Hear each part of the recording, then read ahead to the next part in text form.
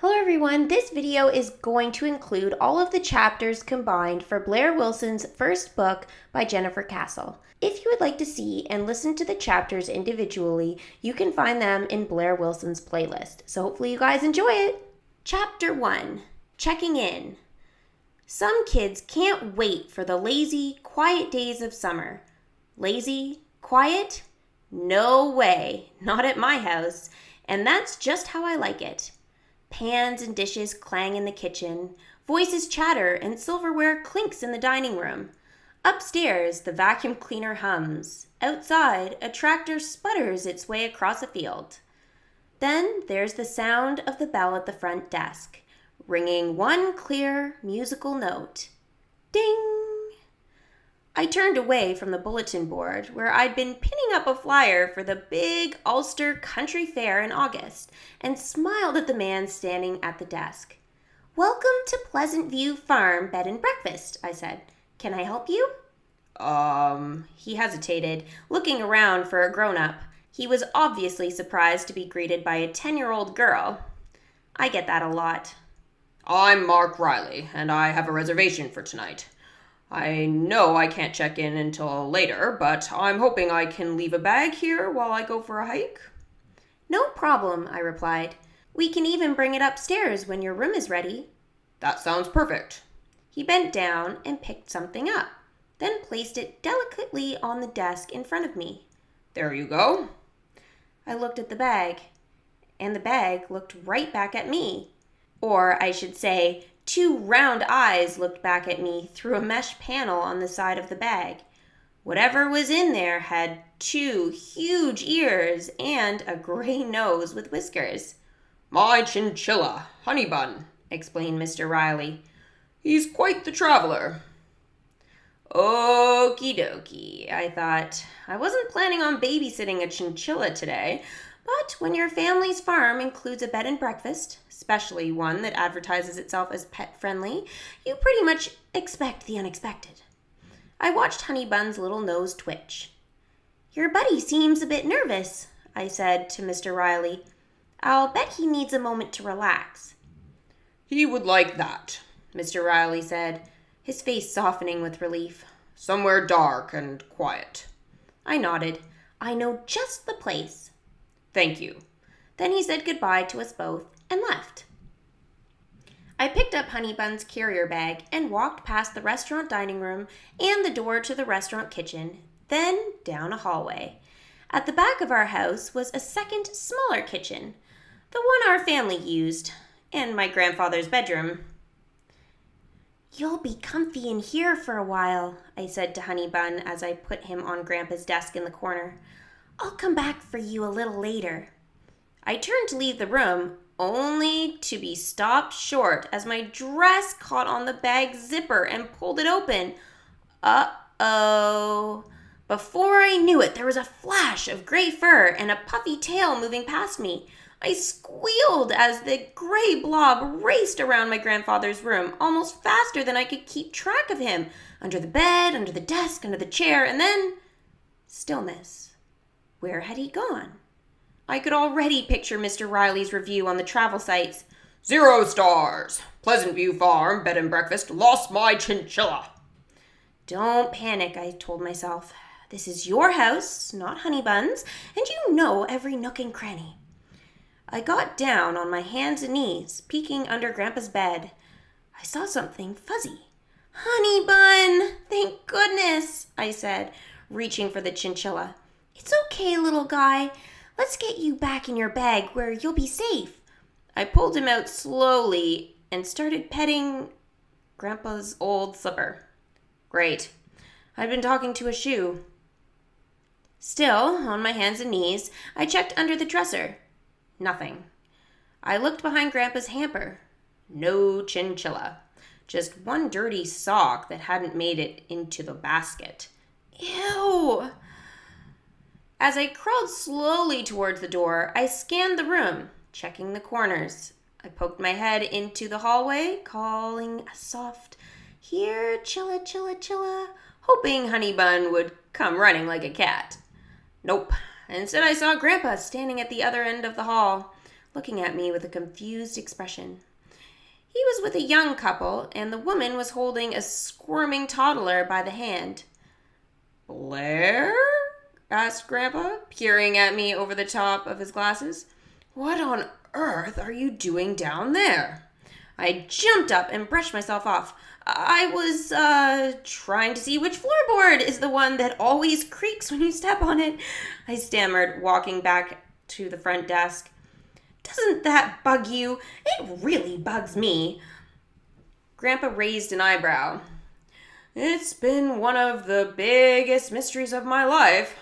He knew something was up.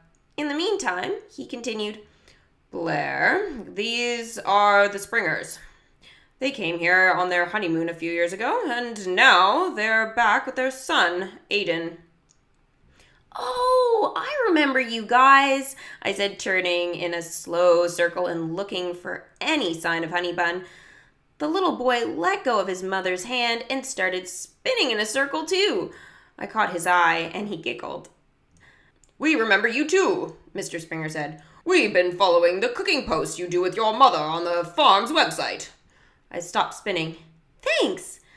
Mom and I have fun posting recipes and cooking videos. It's always cool to be reminded that people actually read them. And it looks like you all have a big project going on with your old barn, added Mrs. Springer. I saw your father working out there. Yep, I replied, peeking behind the long curtains that covered the front windows. We're converting it into an event space for parties and weddings. At the word weddings, my grandpa cleared his throat. He wasn't too supportive of our family's new business venture. "I hope you'll enjoy your stay," Grandpa said, changing the subject. "Thank you," said Mrs. Springer, hurrying after Aiden, who had stopped spinning and was now headed for the front door. Something tells me it won't be quite as restful this time. I was just about to look for Honeybun behind the pillows on the window seat when Aiden started crying. His mom had picked him up, and he was not happy. Okay, the chinchilla would have to wait. I cannot let little kids cry at Pleasant View Farm. "Aiden," I said brightly, "come with me." Mrs. Springer and Aiden followed me to the wall under the big staircase. Hidden in the patterned wallpaper was a tiny doorknob, easy to miss if you didn't know what to look for. I opened a little door, and as soon as he saw what was inside, Aiden stopped crying and squirmed out of his mom's arms. I'd spent months turning a storage space under the stairs into a play kitchen for kids and families who visited the B&B and the restaurant. It was an idea I'd gotten from one of my favorite design bloggers about doing creative things with unused spaces. Dad and I had a blast building a miniature pretend stove and fridge, and I'd filled it with toy pots, pans, dishes, and food. We even made a kid-sized table and 2 chairs, and I painted windows with curtains on the walls. Mrs. Springer and I crawled in after Aiden. "Oh, Blaire," she said, "this is absolutely delightful." A puffy gray blob darted into the room and did a figure 8 around Mrs. Springer's ankles. "What was that?" she shrieked as Grandpa and Mr. Springer came running. "Honeybun!" I shouted. "Honey who?" Grandpa shouted back. I didn't stop to answer. Honeybun scrambled out of the play kitchen, dashed across the hall, and raced towards the dining room. I ran after him and bam!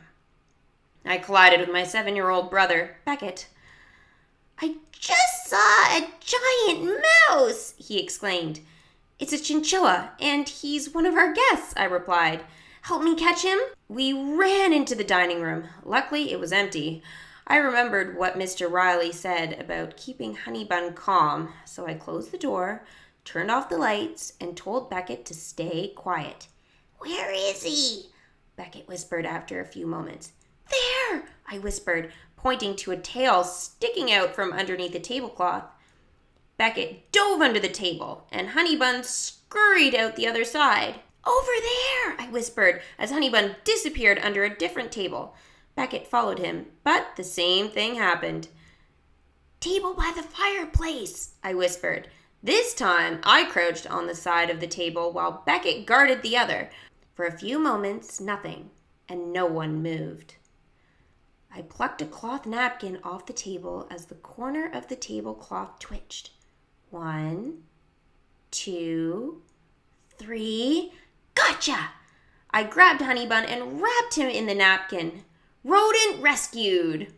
Back in Grandpa's room, I put Honeybun in his carrier while Beckett zipped up the openings as fast as he could. That's enough excitement for you, Honeybun, I said. You deserve a nap. I high-fived Beckett. Thanks for helping. That was fun, Beckett said. He was always catching something in the creek on our farm, so this was probably not the only critter he'd be chasing today. For me, one was enough. When I went back out front, the springers were gone. I'm sure there's a reasonable explanation for all of that, said Grandpa from behind the desk. Of course, I replied, but before I could say any more, my mother popped her head out of the door of the restaurant kitchen, where she was the chef. Blaire, can you pick more sugar snap peas?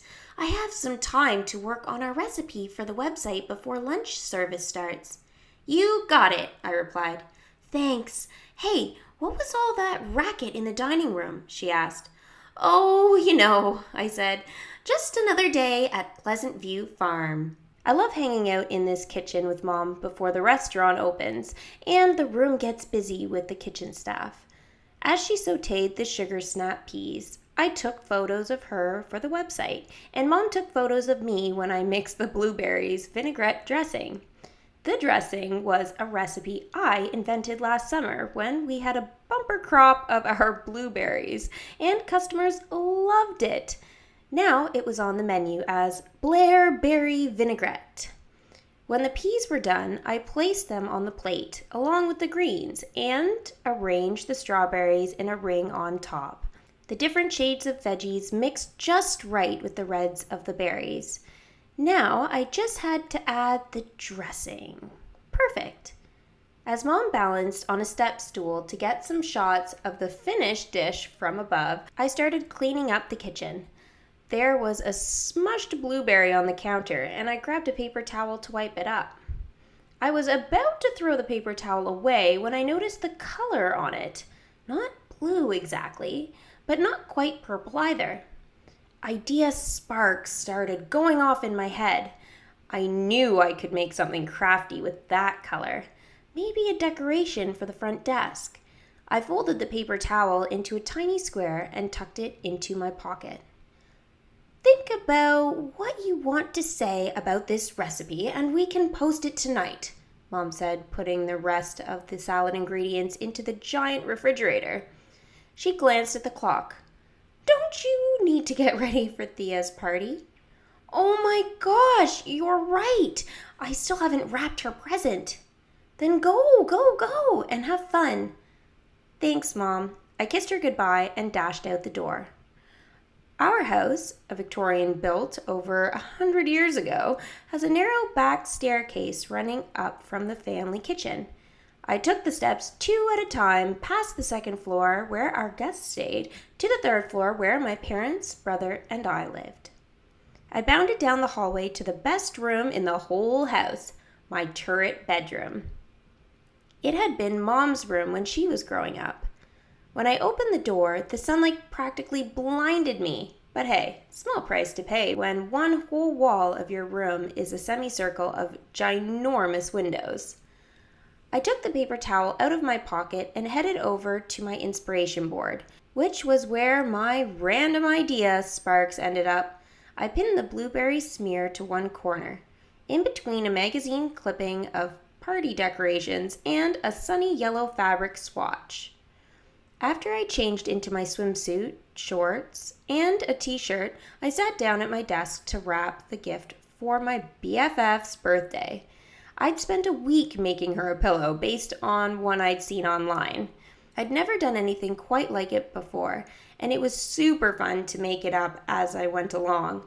I was really happy with the way it turned out. One whole side was sequins, and I couldn't wait to see Thea's face when she opened it. But now it was time for the finishing touch, a homemade gift tag.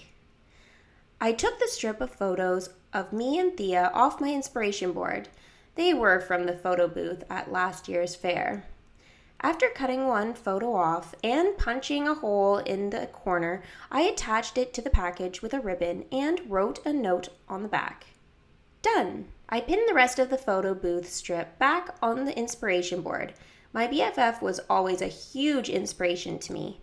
Then headed downstairs with the gift. There was a mix of voices in the dining room, which meant that lunch service had already started. I poked my head around the corner and saw one of the wait staff putting a plate of summer salad down in front of a customer. The customer lifted her fork. I held my breath and thought of planting the snap peas and pruning the strawberry runners. I thought of the hours Mom and I spent in the kitchen, experimenting and sampling recipes. It was all for this, to give someone a delicious moment. "Oh my wow!" the customer said. She put her fork down and looked at her friend across the table. "I think this is the best salad I've ever tasted." "I told you that dressing is insane," said the friend. A similar warm, winning feeling rushed through me as I headed out the front door. Yes, I never get tired of that. I walked across our circular driveway and down a dirt path to the big old red barn. The tap, tap, tap of a hammer got louder as I got closer. "Dad," I called once I was inside. My father was up in the loft, fitting the joints of two wooden beams together. He looked down at me, two nails sticking out of his mouth. "Hey, kiddo," he said, but with the nails in his mouth, it sounded more like, "Ha, kiddo." "Time to go," I said. "Thea's party, remember?" "How could I forget the official start of summer?" Dad said. As he climbed down the ladder, I took a look around the barn. He was making steady progress working in the barn whenever he had time left over from running the business and marketing side of Pleasant View Farm. With the new ceiling beams in place now, idea sparks started going off in my head again. Shimmery silver streamers hanging from one beam as a backdrop for a photo booth, light up gigantic paper stars strung from the other. I had a zillion ideas, but they would have to wait. The barn wouldn't be ready for months. "Dad, come on," I said. A few minutes later, we were in his truck on the road into town, the Shawangunk Ridge Mountains disappearing behind us. As the woods on the side of the road rushed by, I rolled down the window and took a big breath in. The air smelled sweet and fresh and full of possibility. Chapter 3. My New Normal. We'd barely pulled into the parking lot of Hudson Point Park when I spotted my best friend, Theodora Dimitriou. Well, it was hard to miss her. She was standing next to the park pavilion, wearing a green bathing suit, a fluffy yellow feather boa, big black sunglasses, and a plastic tiara that read "Birthday Girl" in glittering pink letters. As soon as Dad stopped the car, I grabbed my towel and Thea's gift and hopped out. "Darling," Thea said in a fake English accent she sometimes likes to do. "Thank goodness you're here." "I wouldn't miss it for the world," I answered in my fake English accent, which wasn't nearly as good as Thea's. "Happy birthday!" I gave her a giant hug. The feather boa tickled my nose.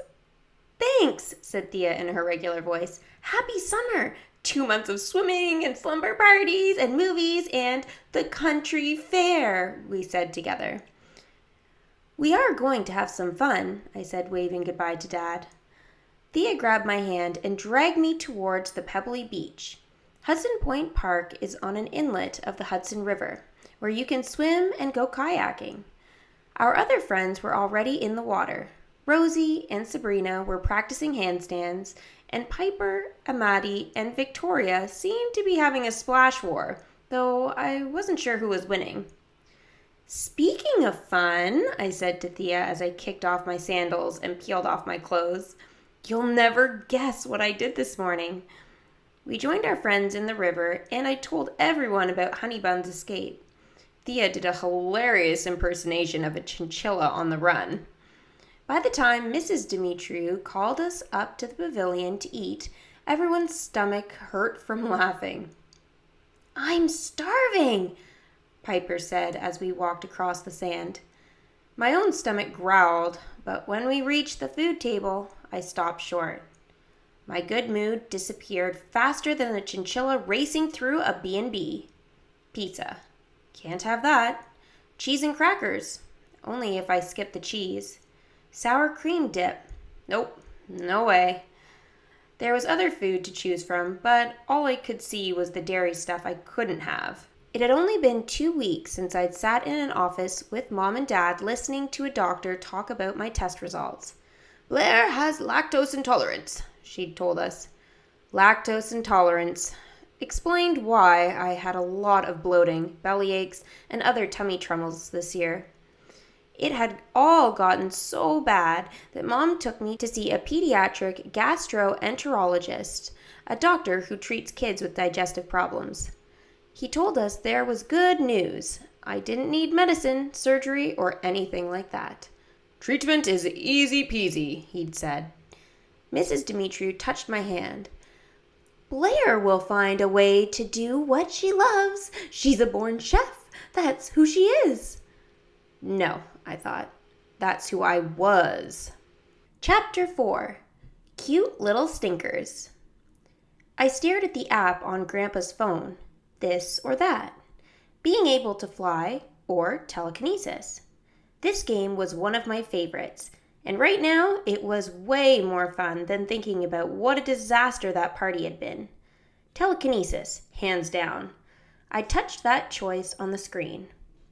"Your mom said you weren't feeling well, sweetheart," Grandpa said. "Did you eat something that made you sick?"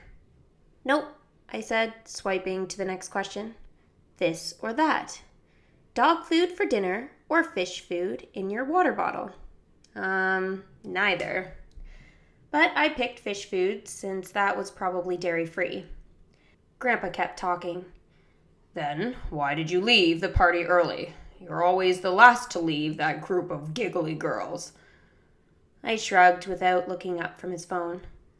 "And it's not like you to have your nose buried in a screen," Grandpa said. I didn't answer. Suddenly, he made a sharp right turn. That made me look up. "Hey," I said. "This isn't how we go home." "I was on my way somewhere when your mother called me to come get you. We're headed there now." He glanced at me and the phone in my hand. "I might even tell you where if you put that thing down so we can have a real conversation." I sighed and placed his phone on the seat next to me. "Do you remember my friend Freddie and his farm, Moonlight Meadow?" asked Grandpa. "Oh, yeah," I said. "He breeds animals, right?" Grandpa nodded. "Goats and sheep." Then his voice got quieter. "He's shutting down and selling off the land. He's getting rid of some furniture, and I'm going to take a look at it for the B&B. "That's so sad," I said. "Why is he closing the farm?" "Too much competition in the livestock business," replied Grandpa. "It's a common story these days. Small farms, no matter what they raise or grow, have to work harder and harder to stay afloat." "But Pleasant View Farm is okay, right?" I asked. As far as I could tell, our farm wasn't in danger. "Actually, business is good," Grandpa said. "The crops, the restaurant, the inn are all going well, but they're a lot to keep track of, so why take on more, like fixing up that barn?" I perked up at the mention of the barn. I knew Grandpa wasn't crazy about the project, but I couldn't wait for it to be finished. "I think the barn's going to be awesome," I said, smiling for the first time since leaving the lake. "The parties and weddings are going to make people happy, and we get to be part of it all." Grandpa shook his head. "I'm too old to be part of it all anymore." "Grandpa," I scolded, "you're not that old.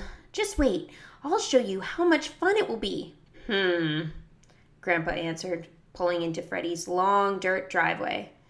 When we got to the house, Grandpa and Freddie went into the living room, and I used the bathroom to change out of my damp bathing suit.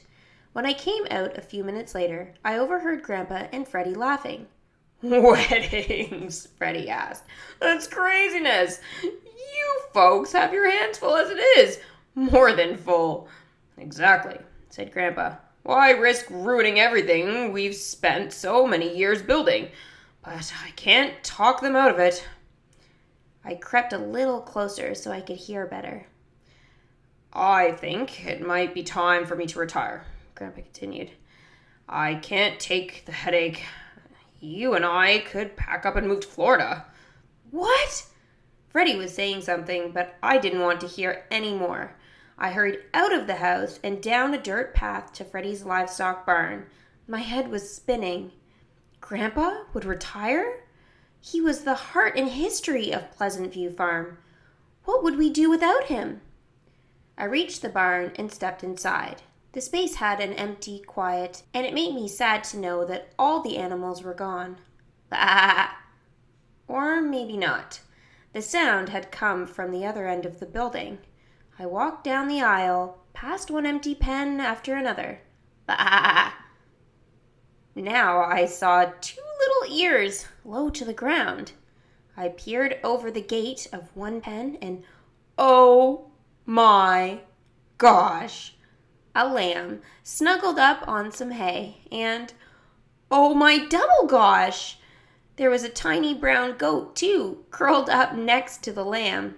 It had a black stripe down its back and black legs that made it look like it was wearing boots.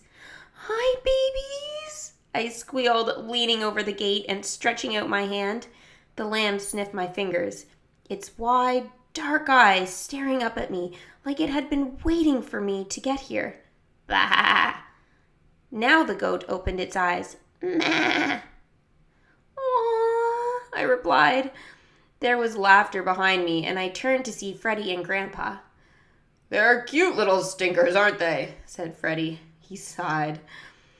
The lamb wouldn't nurse, and the goat was sick, so I ended up bottle feeding them both and keeping them in the same pen. Now they can't be separated, and I'll have to find a place that will take them together. They need a home? I asked. Freddie nodded.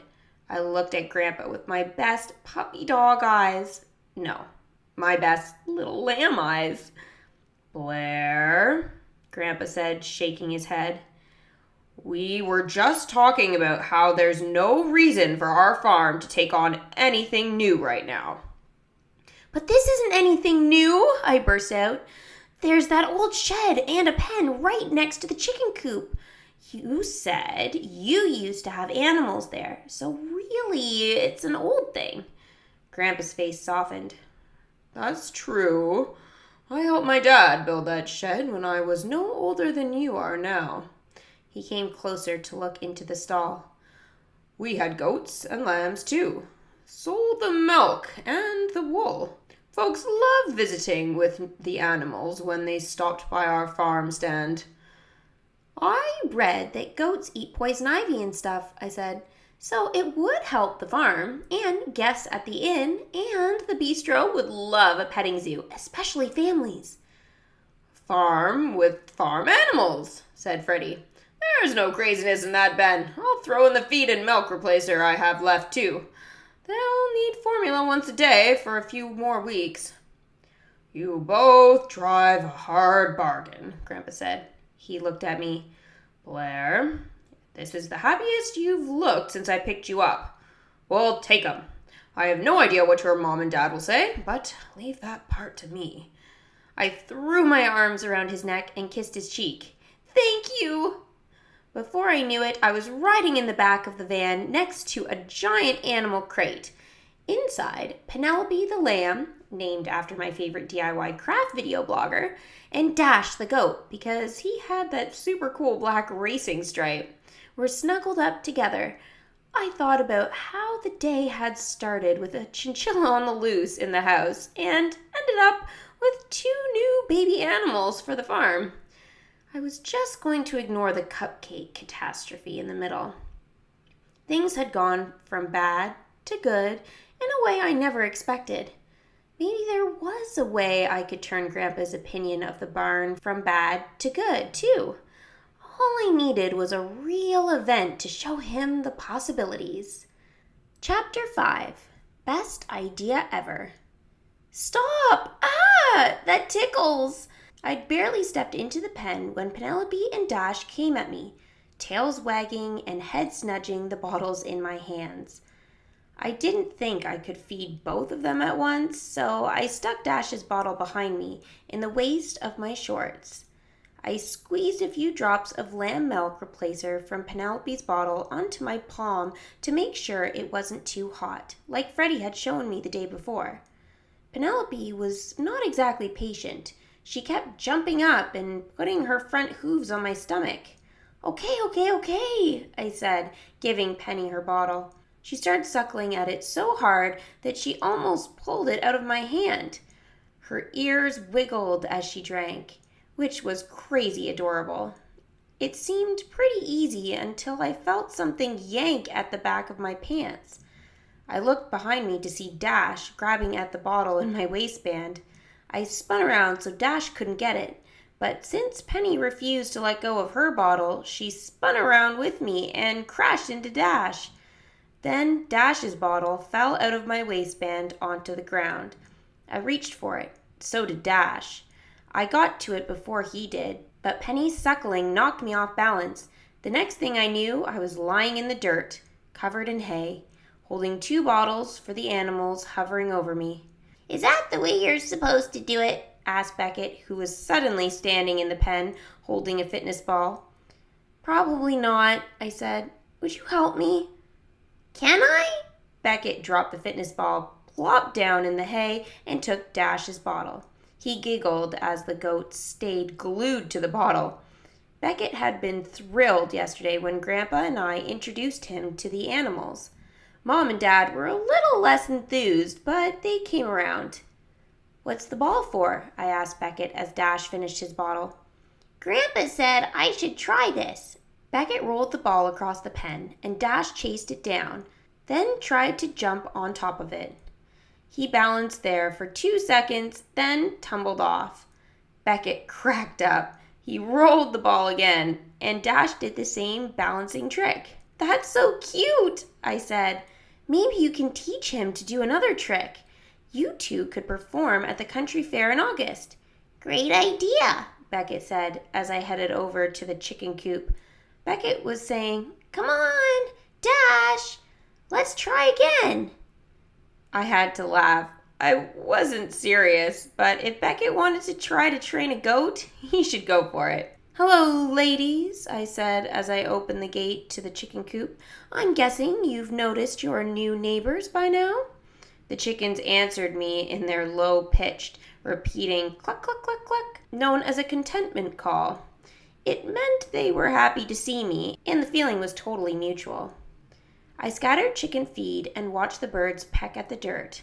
Then I picked up my favorite, a super soft, white, silky chicken I'd named Dandelion, because her fluffy head looked like a dandelion puff that grew along the fence by the vegetable fields.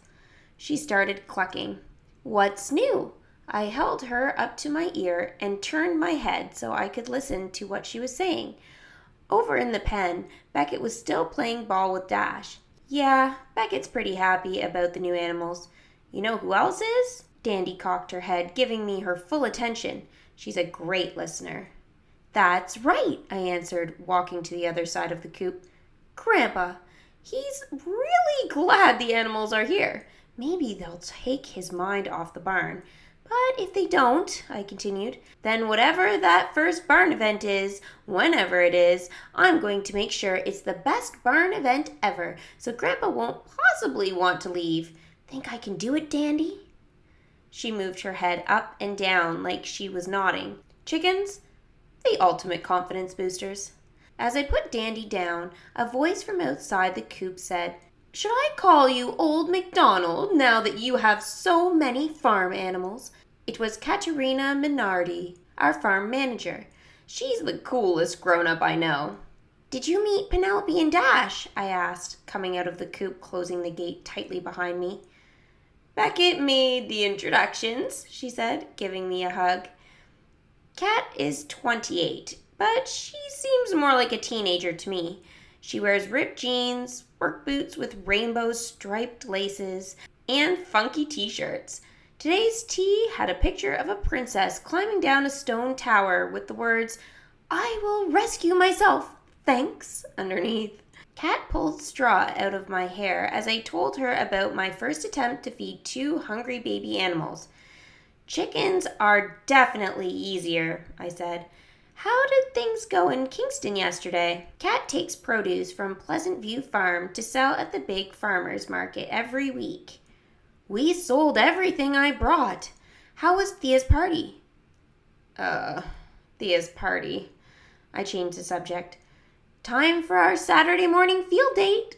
I offered my hand up for a high five. "You know it, Sprout," Kat said as she slapped my palm. "It's my favorite time of the week." Sprout is her nickname for me because that's what her father called her when she was growing up on her own family's farm, and because she says it makes her happy to be reminded of another generation of farmers. Kat's parents both passed away years ago, and Lorenzo, her only sibling, is in the Marines and lives 2,000 miles away on a military base in Arizona. We're like a substitute family for Kat, and I'll take her as my big sister any day. We headed to the vegetable fields, where we grow food in bigger quantities than the kitchen gardens. I waved at some of the farm crew working another field.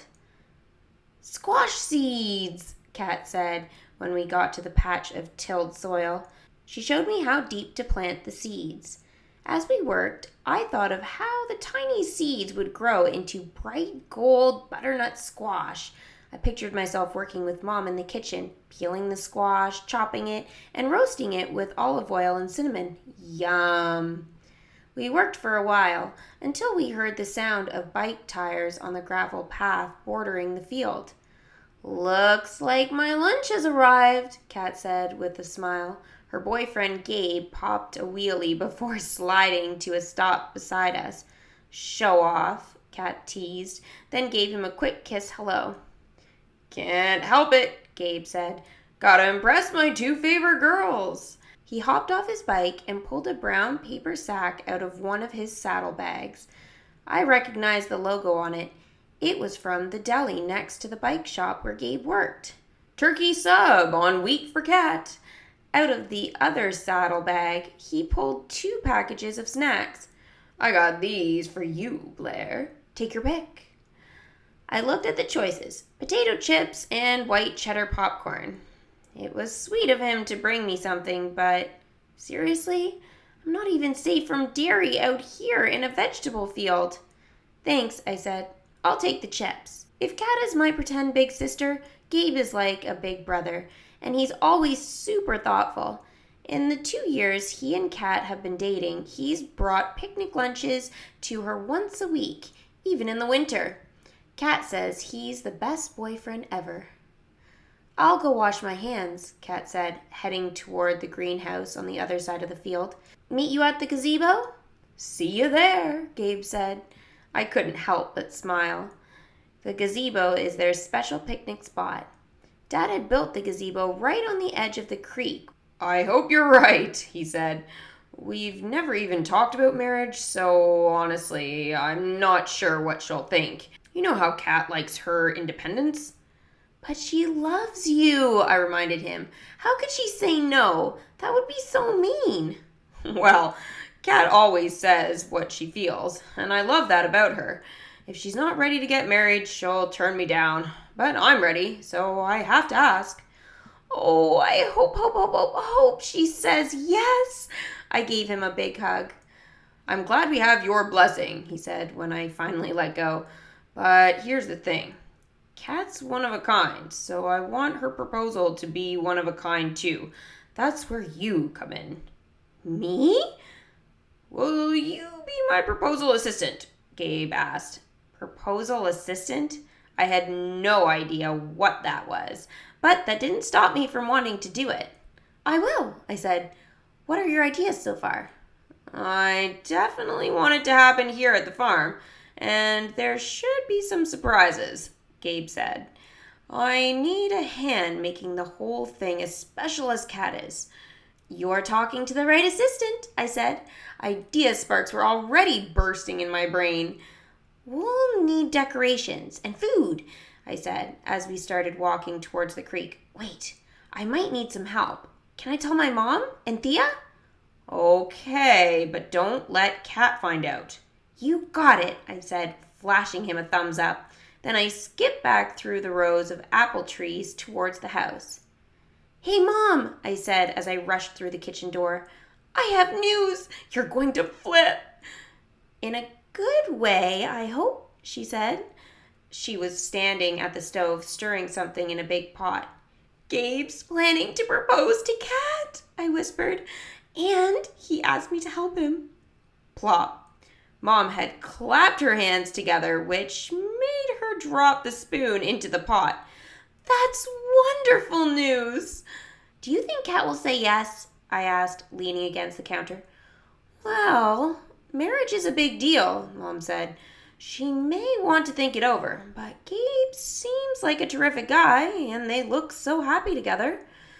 If I make this proposal super awesome, she won't have any choice but to say yes. Mom laughed. That sounds like a Blaire strategy.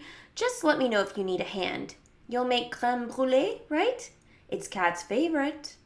My crème brûlée is Cat's favorite, but I haven't cooked anything with dairy in it since being diagnosed as lactose intolerant. I'm not sure I could do it, even for Cat. You may need to make this batch, I told Mom. I'll be pretty busy with decorations. Then I changed the subject. What's that? I gestured to the pot on the stove. Red pepper sauce? Yep, I'm experimenting with something new for the menu. Don't you think this would be terrific on zucchini noodles? Wait, what did I do with my spoon? I pointed to the pot and tried not to laugh.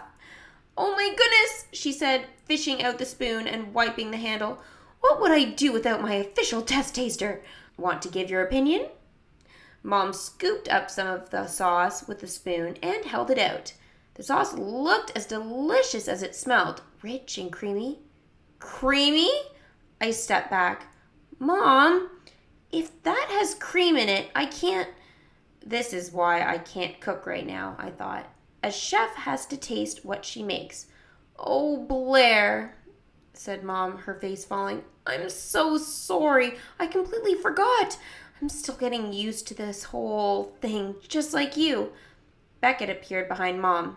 He must have come in through the family kitchen.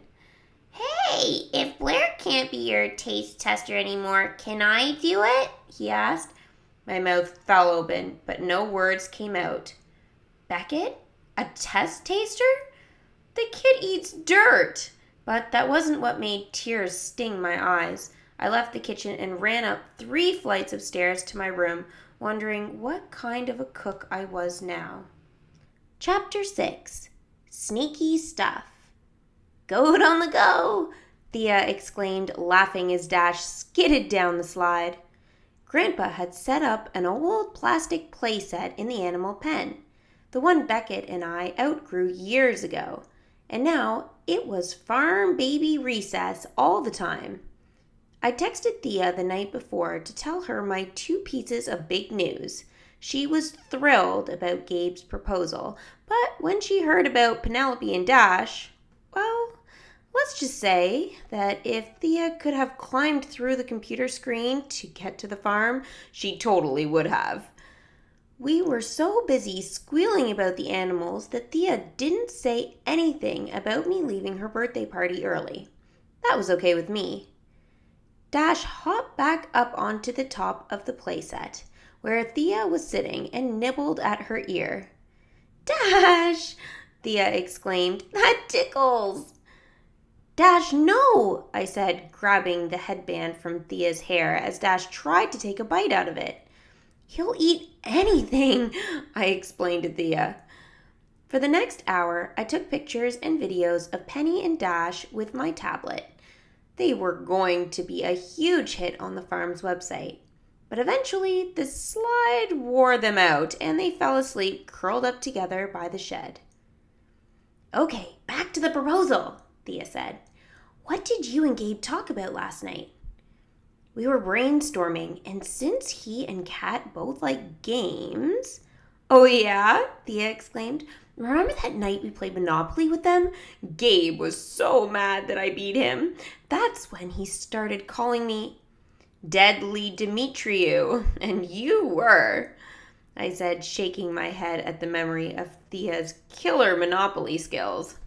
Anyway, we've decided to do a sort of scavenger hunt, with Gabe planting a trail of notes for Kat to follow around the farm.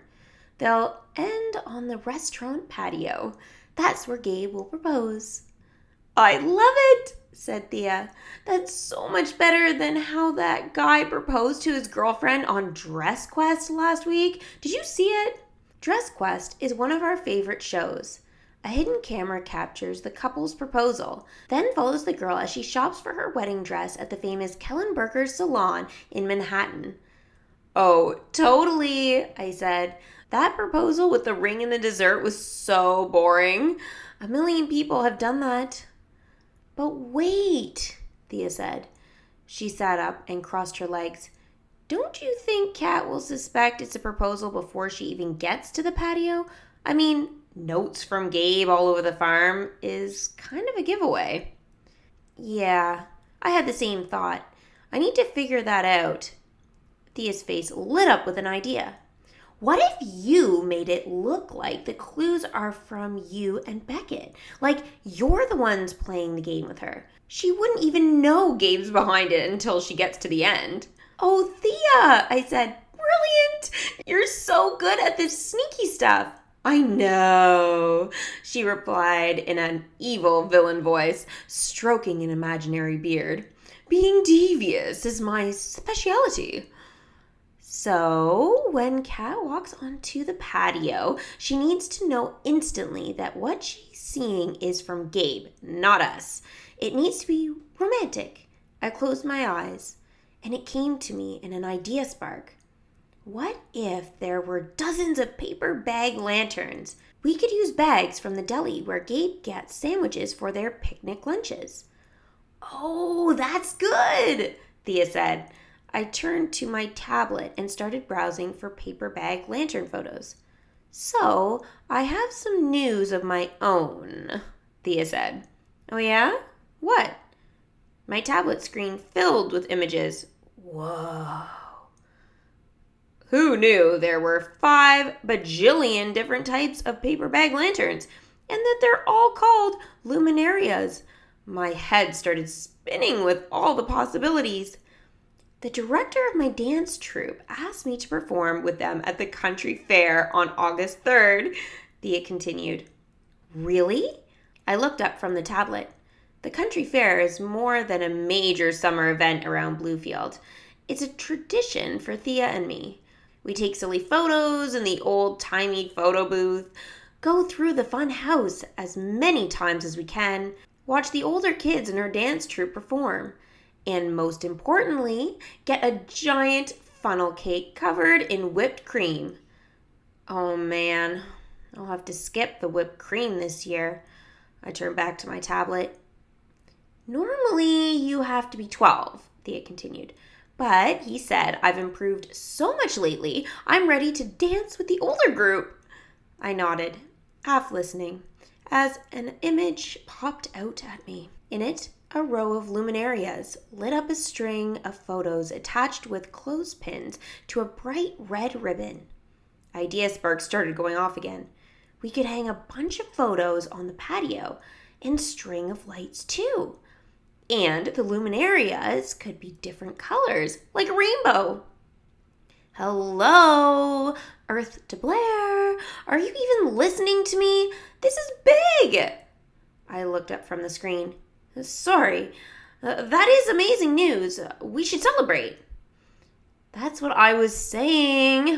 What if you come watch my dance rehearsal tomorrow, and then we go to Trinkets afterwards?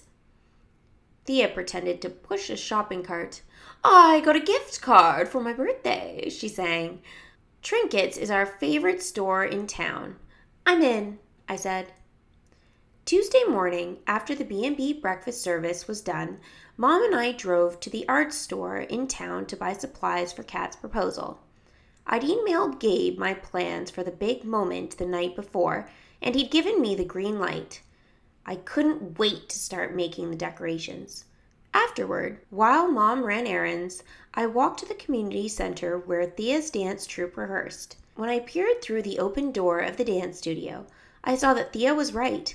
The girls were a couple of years older than us, but Thea was tall, and she fit right in. She looked so intense and focused as she moved to the lively Greek music. Advancing to the older group obviously meant a lot to her. When class was over, Thea came out of the studio and flashed me a little smile. "Bravo!" I said, giving her a mini round of applause. "You looked amazing." "Totally," said another girl who'd also been in class. "Thanks, you guys," Thea said. "Blaire, do you know Madison? She's going into 7th grade. She had Ms. Burdick for 4th, just like us." I recognized Madison, but I'd never talked to her before. "Hi," I said, giving a little wave. "So, are you going to audition for the duet?" Madison asked Thea. "There's going to be a featured dance at the fair this year," Thea explained to me. "It's kind of a big deal if you get it." "You have to audition," I said. "You'd be great." "You should," Madison agreed. Thea nodded. "Thanks. I'll think about it." "Hey," Madison said. "A few of us are going for milkshakes at Moxie Cafe. Do you guys want to come?" I love Moxie Cafe, and I love the way Thea always does her pretend French accent when we order, but the thought of a milkshake made me panic. I pictured myself sitting there while everyone ordered ice cream, and I stammered to explain why I wasn't getting any.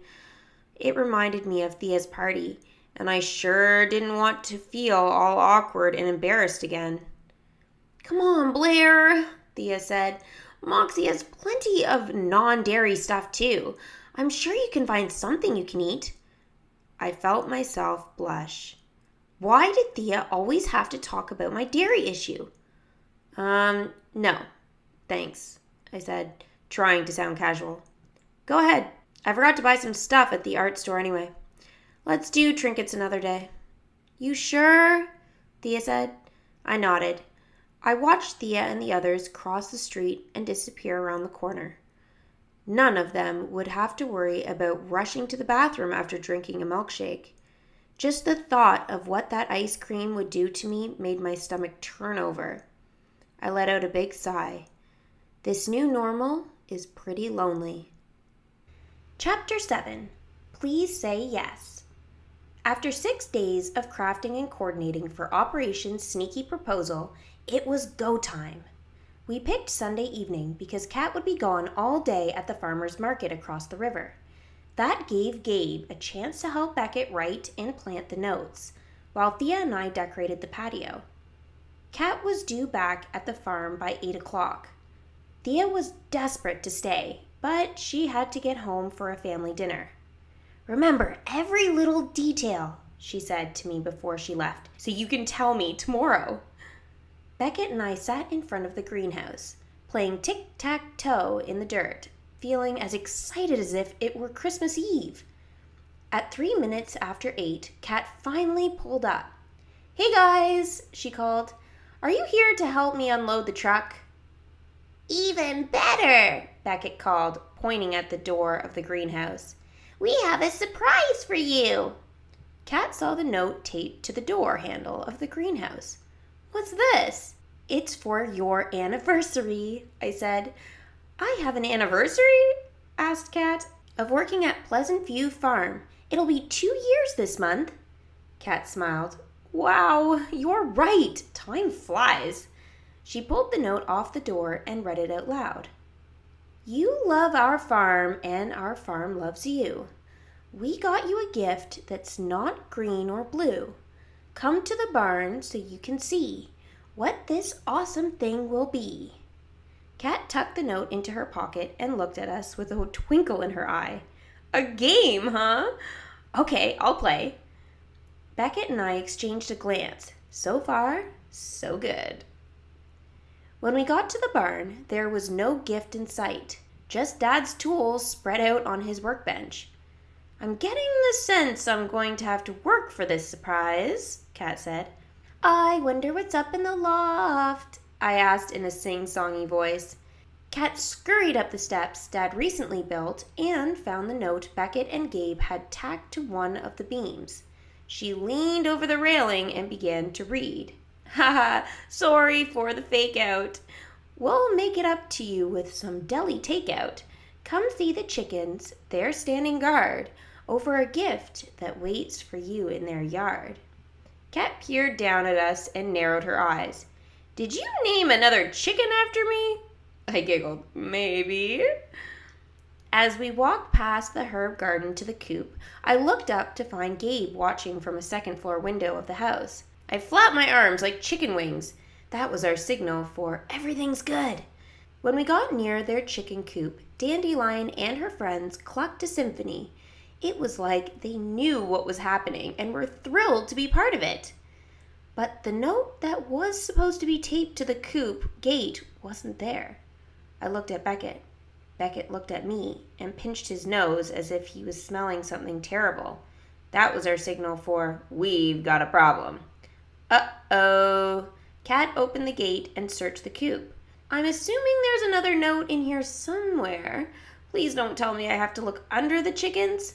There it is, cried Beckett, pointing to the white slip of paper lying on the ground in the corner of Penny and Dash's pen.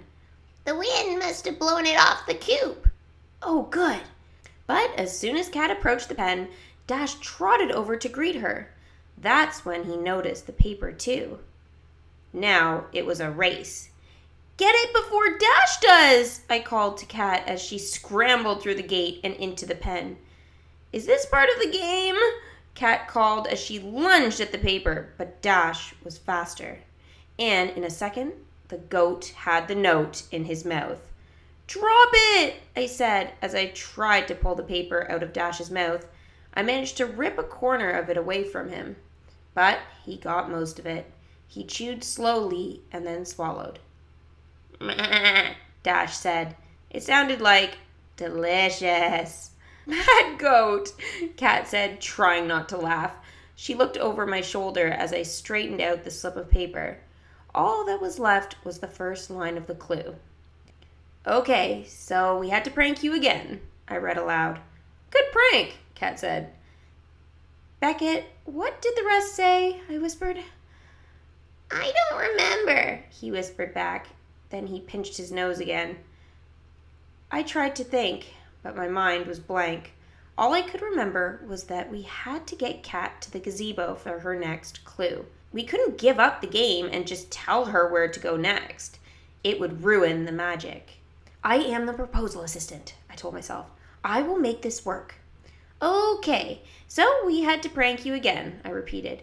We promise we will, someday end, I stammered at the gazebo by the creek. Oh no, what rhymes with creek? You'll see this gift and out you'll freak, Beckett finished. Kat burst out laughing. Nice save. To the gazebo. Of course, the game didn't end at the gazebo. There was another note sending her to one of the vegetable fields. And in the vegetable field, taped to the marker flag, there was a poem telling her to go to the porch of the house. I know where all this is headed, said Kat. You do? Beckett and I said together. The restaurant, right? She continued. An extra large dish of crème brûlée. Let's go see, I said, relieved that she hadn't figured it out. When we got to the porch, she read the last clue taped to the rocking chair. You made it this far. You're almost there. We know we haven't been totally fair. Come to the restaurant. You're surprised as wait. Hurry, hurry. You don't want to be late. Aha! Kat exclaimed. I was right. Beckett and I followed Kat through the house and into the restaurant dining room. It looked like any Sunday evening with tables full of guests. But tonight, Grandpa, Mom, and Dad were standing at the far end of the room in front of the French doors that led to the patio. My heart was pounding as Kat walked over to my parents. I was nervous. I could only imagine what Gabe was feeling on the other side of the doors. Kat hugged my parents and Grandpa. Maggie, Daniel, and Ben. Thank you. Not yet, said Mom. You have a little farther to go, Dad added. Kat tilted her head, confused, as Grandpa opened the patio doors. There, on the courtyard patio, were dozens of pictures of Gabe and Kat smiling, laughing, and holding hands. Thea and I had strung the photos on rainbow-stripped ribbons and hung them so they could crisscross the patio. Strings of tiny multicolored lights added a soft glow to the evening sky, which was turning pink and purple with the sunset. We had lined the stone tiles of the patio with luminarias that I'd made from the paper bags from Gabe's favorite deli. Kat laughed when she saw them. I hope Gabe wasn't in charge of food for tonight. Follow the bags, I told Kat. She did. When she got to the other side of the big oak tree, she gasped. There, in a circle of luminarias, were tiny white candles that spelled out, Kat, will you marry me? Gabe stepped out from around the corner, looking so nervous. I was afraid he wouldn't be able to speak. He didn't say a word. Instead, he got down on one knee and pulled a small box out of his pocket. Kat took a step back. She didn't say anything either. Aren't people supposed to talk during a proposal? What if this wasn't going like it was supposed to? Then Kat rushed towards Gabe and threw her arms around him, saying, Yes, yes, yes! Mom and Dad and Grandpa and Beckett and I cheered. I didn't even have to do my speech, Gabe laughed. You said it all with this. Kat motioned to the photos, lights, candles, and lanterns. Gabe met my eyes and mouthed the words, Thank you. Good job, proposal assistant, Mom whispered to me before she went to go get the crème brûlée. You created a totally unique setting for this incredible memory. I looked at Beckett. He looked at me. We both started flapping our arms. Chapter 8. Impossible Invitations. The next morning, my tablet dinged before I even got out of bed. Thea. How did the proposal go? Question marks. Lots of emoji hearts, happy faces, and a ring. Blaire says, She said yes, in caps. It was super romantic. I added a gif of a cute sheep holding a sign that read, Will you marry me? Thea. Caps. LOL. Yeah. When's the wedding? Blaire says, Don't know yet.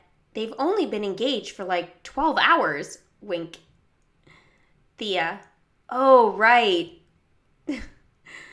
Thea then says, Sabrina, Amadi, and I are going to see Zoo Adventures 3 later today. Want to come? I hadn't seen Sabrina or Amadi since Thea's party, and I loved Zoo Adventures 1 and 2. I was about to type, I'm there, but I stopped. Nachos and cheese. That's what we always eat at the movie theater. If I went, I couldn't have any. After skipping last night's crème brûlée, I wasn't up for another reminder of what I was missing. I wrote, No thanks. I started typing more to explain why I didn't want to come, but nothing I wrote sounded right. It was too much to explain in a text anyway. Delete, delete, delete. But I wrote, But maybe you can come over later and we can play with the animals? Thea writes, Oh my God, yes! I'll ask my mom. I wrote, Awesome. She'd better say yes. Fingers crossed. Later, when I went out to collect eggs, I saw Kat sitting in the porch swing. Hey, bride, I said. Kat jumped and her phone flipped out of her hands. I caught it. Sprout, you startled me. Sorry, I said, handing her phone back to her. You okay? She nodded as I sat down next to her, but she didn't look okay. Aren't you supposed to be happy after getting engaged? I asked. I just got off the phone with my brother, Kat explained. He was so excited about my news, but he had some news too. She took a deep breath. He's being deployed at the end of August. He doesn't know when he'll be back. Oh. I sighed. I knew how hard it was for Kat to be so far from Lorenzo. Ever since our dad died, she continued, I've always imagined Lorenzo walking me down the aisle at my wedding. But that would mean we'd have to get married. She flipped to the calendar on her phone. 8 weeks from now. I don't mind doing it that soon, but there's no way we'll be able to make it work. Gabe has a huge family, and I'm sure any spot big enough for that many guests is already booked. Kat and I sat in silence for a moment, listening to the chickens clucking, a mixer whirring in the kitchen, and Dad hammering in the barn. Kat? Wait, I said, because I'd just had the best idea spark in the history of idea sparks. You should get married here at Pleasant View in the new barn. I jumped off the swing. Kat's face lit up, brighter than all those candles at her proposal. That would be perfect. Then that brightness vanished. But there's so much work left to do on the barn. There's no way it'll be ready before Lorenzo leaves. Not if Dad keeps working alone, I said. But I could help him every day, and we could ask Gabe and Grandpa and... Wait a sec. If Kat got married in the barn this summer, her wedding would be our first big event. The event that decided whether Grandpa stayed or moved out. Kat was like another grandkid to Grandpa. He'd never leave because of her wedding. Kat, you have to get married in our barn, I said. Let me talk to Mom and Dad. Kat's eyes widened. Seriously? It would mean so much to me to have the wedding here. Your family, I said. Kat smiled and gave me a hug. True, you're the closest thing I have to a little sister sprout, so there's something I'd like to ask you. Would you be my junior bridesmaid? A junior bridesmaid? I had no idea what I'd need to do, but I couldn't wait to find out. I squealed, yes! Oh my gosh, yes! I hugged Kat so tight we both almost fell off the swing. Chapter 9. Operation Barn Renovation. By the end of August? Asked Dad. As in 2 months from now, added Mom. We were sitting at a rickety round table in a room we call the command center. It used to be a small parlor on the first floor of the house back when Grandpa was growing up, but over the years, it turned into the Pleasant View Farm office. I wish we had the budget to hire a professional crew, Dad said, but we don't, and I can't finish that fast by myself. You won't have to, I insisted. I'll help, and we could ask Gabe, and maybe Grandpa can... Maybe Grandpa can what? Asked Grandpa, coming into the room with a stack of papers. In one long breath, I said, help finish the barn so Kat can get married there in late summer so her brother can give her away before he gets deployed. At the mention of Kat, Grandpa smiled. I'm really happy for Kat and Gabe, he said. I knew there was a but coming, but I want no part of the barn stuff, Grandpa continued. It's a bad idea to begin with, and now you want to rush it. That sounds risky. Dad, said Mom to Grandpa, you're assuming the worst. Kat's worked so hard for us. I'd like to make this happen for her. Then Mom turned to Dad. Daniel, what do you think? Dad looked at me. Are you sure you want to give up so much of your summer, Blaire? It will be a commitment. You won't have much time with your friends. Friends? Thea? Thea could help too. I hadn't mentioned any of this to Thea yet, but she had helped with the proposal, so of course she would help with the wedding. I just have to remember to ask her when she came over later. We'll do whatever needs to be done, I promised. Well, I've never regretted going after something challenging, Dad said. Let's do it.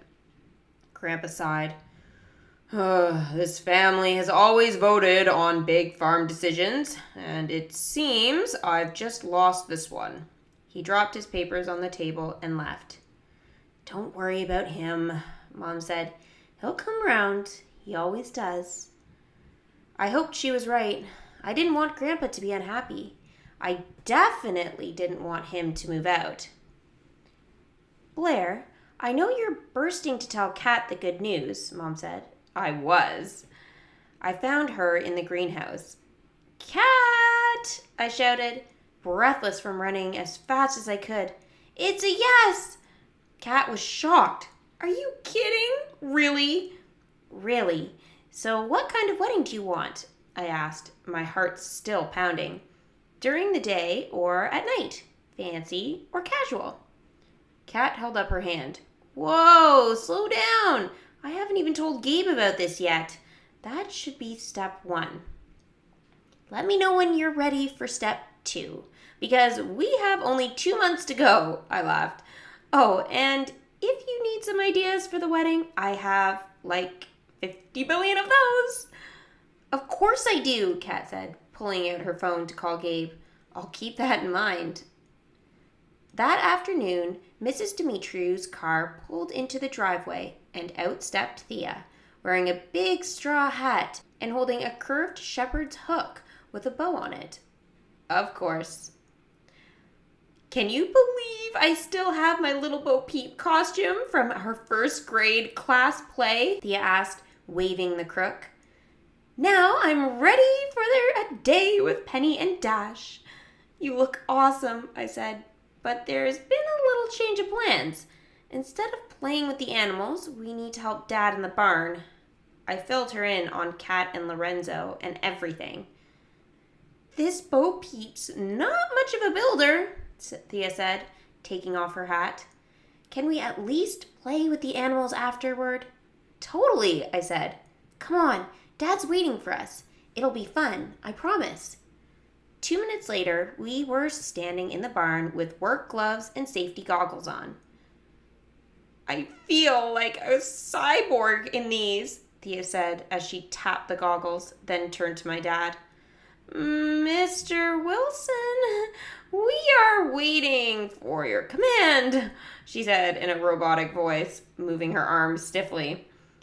Dad said, well, my official barn renovation helpers, eventually we'll be putting in insulation, electrical wiring, and new wood panels. But first, we have to cover the interior walls with house wrap. House wrap? Thea asked. You mean like this? She struck a hip-hop pose and launched into a rap. I'm the new barn in town, and I'm here to say, Dad grinned, no, Miss Theater. That was his nickname for my dramatic friend. House wrap, he explained, as in a very strong paper material that will keep out rain, wind, and cold. You girls will hold up a sheet, and I'll staple it into the wall, Dad told us. The 3 of us can get the lower areas done in no time. At first, it was fun. Dad's staple gun made a really satisfying sound every time a staple went into the wood. And the time went by quickly as Thea and I kept thinking up lyrics to the rap. I'm the new barn in town, and I'm here to say, I'm gonna keep the rain and cold away. You wanna have a wedding where it's warm and cozy? Come party right here. Everything will be rosy. But by the time we were on the second wall, Thea wasn't rapping anymore. She had a grumpy scowl on her face, too. Are you okay? I asked. This is hard work, she said, rubbing her shoulders. Can we take a break and go see the animals? Definitely, I said, as soon as we finish this wall. That's okay, Dad said. You girls have earned a break. Thea said, yes. At the exact moment I said, no. Up to you, Dad said, shrugging. I'll be right back. He headed outside. Blaire, Thea said the moment he was gone. We've been holding house wrap up forever.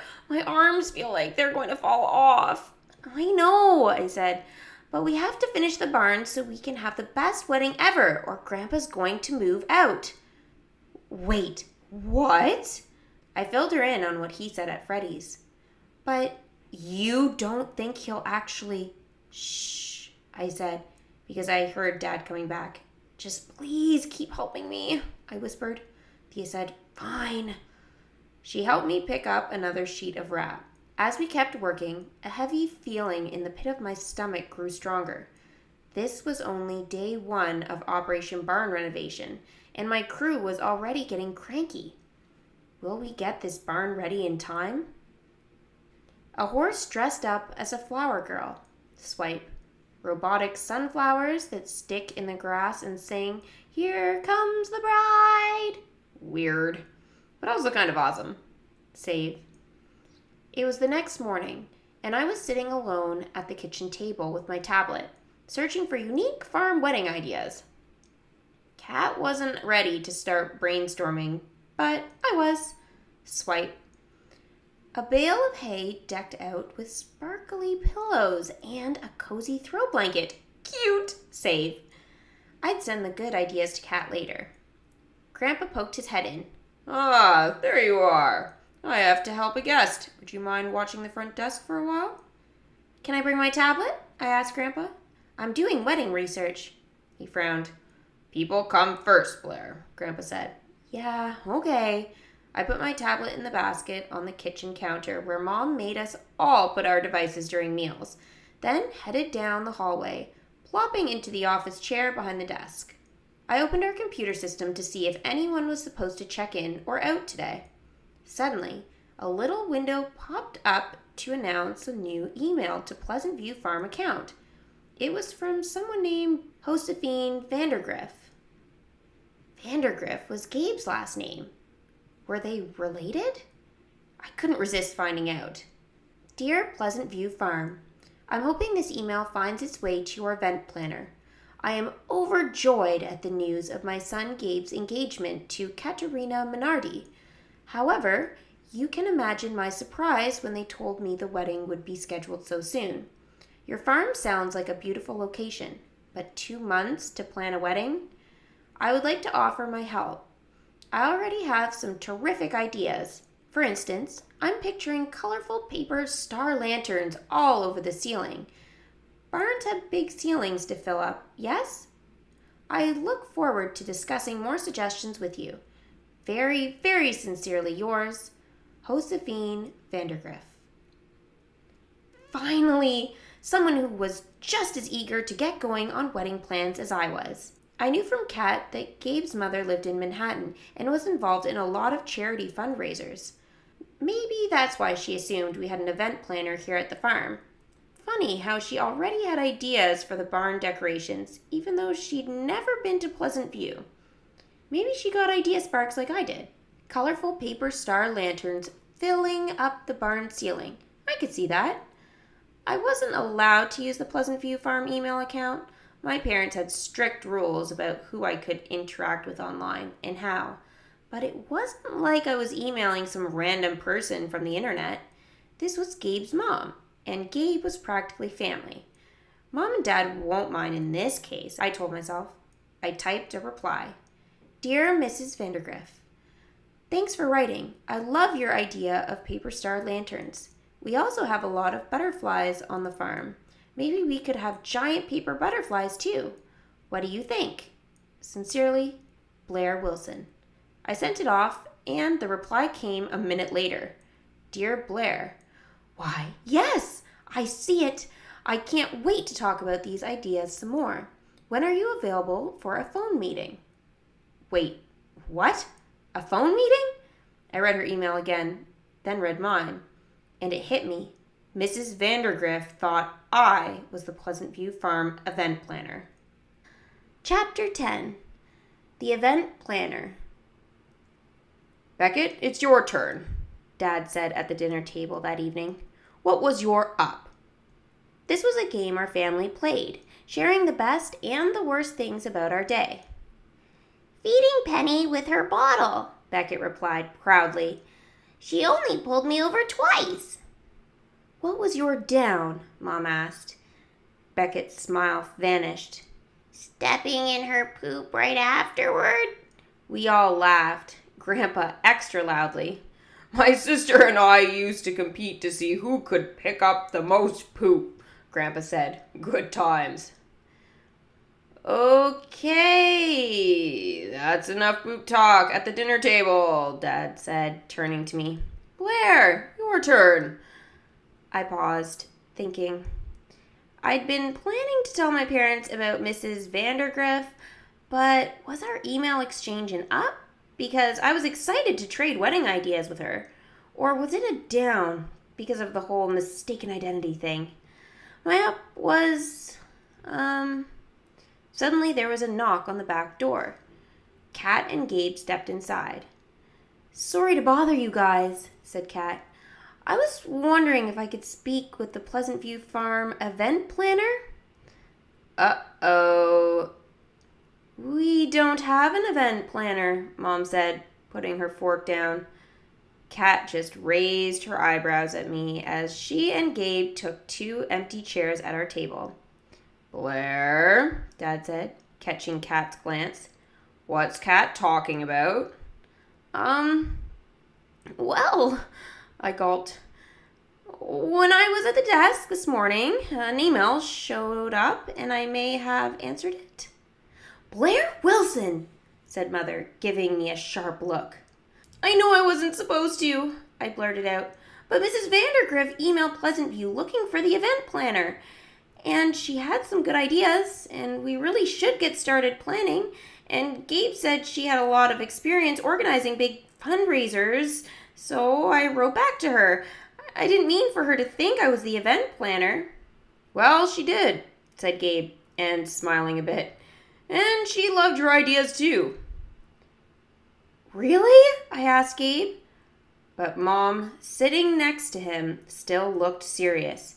I'm concerned that you communicated with a stranger by email, she said to me, and on an account that wasn't your own. Mrs. Vandergriff isn't a stranger, I argued. She's Gabe's mom. Doesn't matter, Mom said. You don't know her, which means she's a stranger, and strangers can be dangerous. She turned to Gabe. No offense to your mom, of course. None taken, Mrs. Wilson, Gabe said. You can never be too careful with this online stuff. This is serious, Blaire, Mom continued. You know Mom, I said, giving her a look to stop her speech. It was embarrassing to be chewed out in front of Kat and Gabe. Can we stop talking about this now? Yes, Mom said, her voice softening a little. So long as you understand that going forward you don't respond to any emails on anyone's account unless you've already met the person. Deal? I sat back in my chair. Deal. There was an awkward silence until Beckett said, Can I change my up? I guess, Dad said. Blaire got in trouble. I kicked him under the table as Mom said, That rule applies to you too, buddy. Now, please clear the dishes, you two. Beckett and I started gathering plates as Grandpa rose from his chair too. I hate to leave you all, but I told one of our guests I'd show them around the farm after dinner, if you'll excuse me. Mom and I exchanged a glance. Was there really a guest waiting for a tour, or did Grandpa just not want to talk about wedding stuff? So, Gabe said after Grandpa left, I'll explain everything to my mom, but she's going to be bummed that you're not the event planner. Kat rolled her eyes. He means that you would probably be much better dealing with his mom than me, she explained. I can't talk flower arrangements or party decorations for very long. My mother can be a bit intense, Gabe said. I was grabbing a glass off the table when an idea spark suddenly burst in my brain. Hold on, I said. If Mrs. Vandergriff likes planning parties, and I like planning parties, then maybe we could plan this wedding together. Kat and Gabe exchanged a look. I'd run everything by you two, of course, I promised. I have to say, said Kat, you have a gift for making things special. What you did for Gabe's proposal was amazing. And that does sound like a perfect way to handle my mother, added Gabe. So that's a yes? I asked. It is for me, Kat said. But there are other people you have to ask. She pointed to Mom and Dad. Oh, right, I turned to my parents. What do you think? I have no doubt you can help plan a gorgeous wedding, Dad began. But you're already pretty busy with the animals and helping renovate a gorgeous barn. And you're going to be a junior bridesmaid, added Mom. But I want to help Kat and Gabe make this special. It's like a dream come true, please. I scrunched up my nose the way I used to when I was little and wanted another cookie. Well, Mom sighed, how can I vote no on a dream come true? You have my vote too, kiddo, said Dad. But we meet every few days to go over what you're doing. Got it? Yes, whatever you say. I jumped up to hug him and then Mom. This was going to be so much fun. Stop it. You're helping plan the wedding? Asked Thea from my tablet screen. I'd called her as soon as dinner was over. I have just 3 words for you. OMG. I laughed. Yeah, that pretty much sums it up. But here's the thing. Will you help me? I'll need an assistant, especially at the wedding itself, because I'll have bridesmaid duties. Plus, doing the proposal stuff with you was so much fun. It was, Thea said, a gleam in her eye. Okay, I'm in. Yes, I said. But only if there aren't any more staple guns involved, she finished. I never want to see one of those again in my life. I laughed. Deal? We said goodbye and hung up. It was getting kind of late, but there was an internet full of wedding ideas to be explored. I opened up my search window and dove in. Chapter 11. Wedding Planning is Life. July 9th, 2019. To Kat Minardi from Blaire Wilson. Hey Kat, I searched farm wedding decorations and found a ton of great ideas. I started an online inspiration board. Here's the link. Take a look and let me know what you think. But don't take too long. I can't wait to get started. July 10th, 2019. To Blaire Wilson from Kat Minardi. Wow, you're not kidding. There are a lot of options. I really like the weddings that have a rustic theme, where the decorations are inspired by nature. That fits the farm, don't you? And it also fits me. I showed my favorite pictures to Gabe, and he said whatever I want is fine with him, except he does have a short list of things he must have. Here's one. He'd like us to ride from the ceremony at the gazebo to the reception at the barn on an old 2-person bike he's been working on. Can you come up with ideas to decorate it? Mrs. V. Hello, event planner. Have you been able to pin Kat down on a direction for wedding decor? Clock's ticking. Blaire. Hi, Mrs. V. Yep, I just heard back from Kat and she wants a rustic theme. Yeah. Mrs. V. Rustic? Oh dear, that's not what I was picturing. Rustic is for log cabins and tents in the woods, not a wedding. Weddings should be fancy, even in a barn. Blaire. I guess that's true. Okay, I'll tell her. July 12th, 2019. To Blaire Wilson from Kat Minardi. Hey, Sprout. Check out this photo of the farm at sunrise. I told you it was worth it to get up super early to help load the truck for the farmer's market. Don't you love the lavender streaks in the sky? That color is one of my favorites. Can we use that for the wedding? Thanks for running interference with Mrs. V. I get that she wants fancy. That's who she is. Gabe thinks we can do both rustic and fancy. What do you think? July 12th, 2019. To Kat Minardi from Blaire Wilson. Oh, we could add some golden coppery sort of color to the lavender. That would make things fancy. Hey, this wedding can be farm fancy. I'll let Mrs. V know. You are on a chit-chat hangout with Thea, Amadi, and Sabrina. Thea. Hello? Amadi. Yeah, I'm here. Sabrina. Me too. Blaire. Me three. What's up? Thea. Amadi and I are going to the town pool today. Want to meet us there? Sabrina. Yep, I'll ask my mom. Blaire. Sounds fun. Sabrina. I even have money for the ice cream truck this time. LOL. Amadi. That's right. You owe me for that creamsicle. Thea. So, Blaire, you're coming? Thea. Blaire, are you still on? Blaire. Yeah. Amadi. Can you come to the pool with us? Sabrina. We haven't seen you since Thea's party. We miss you. Blaire. Miss you too, but I have work to do here on the barn and wedding. Next time, okay? Thea. Really? Bummer. Sabs and Amadi. See you later. Sabrina. Bye.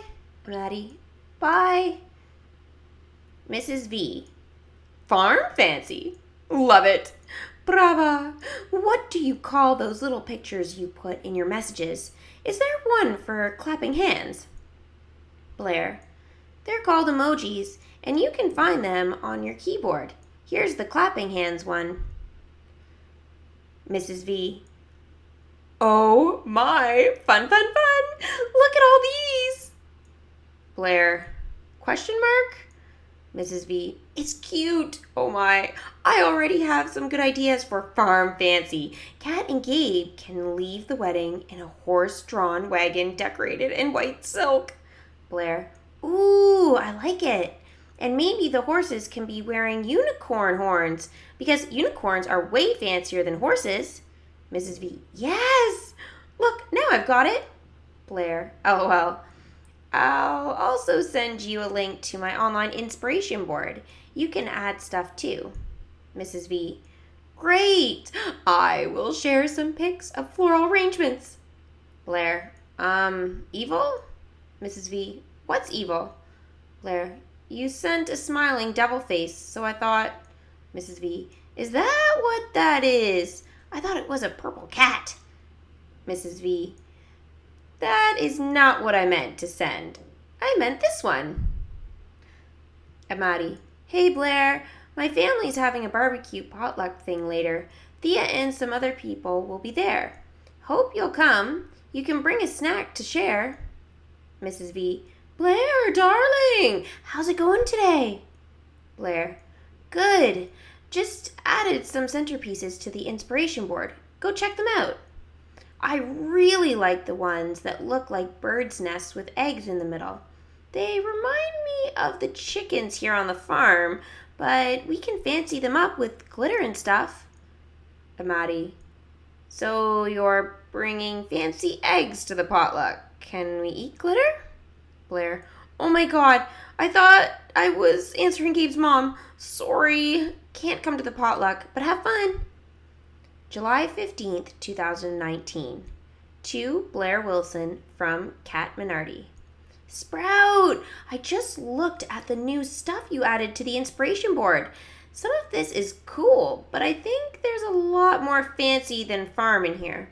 Like the pictures with the sequin silver fabric on all the chairs. I thought we were sticking to lavender and copper. By the way, I posted some photos of wild flowers that we have on the farm because I'd like to use those. But the photos are gone. Did you take them down? Mom. Hi, Blaire. Blaire. Hi, Mom. Mom.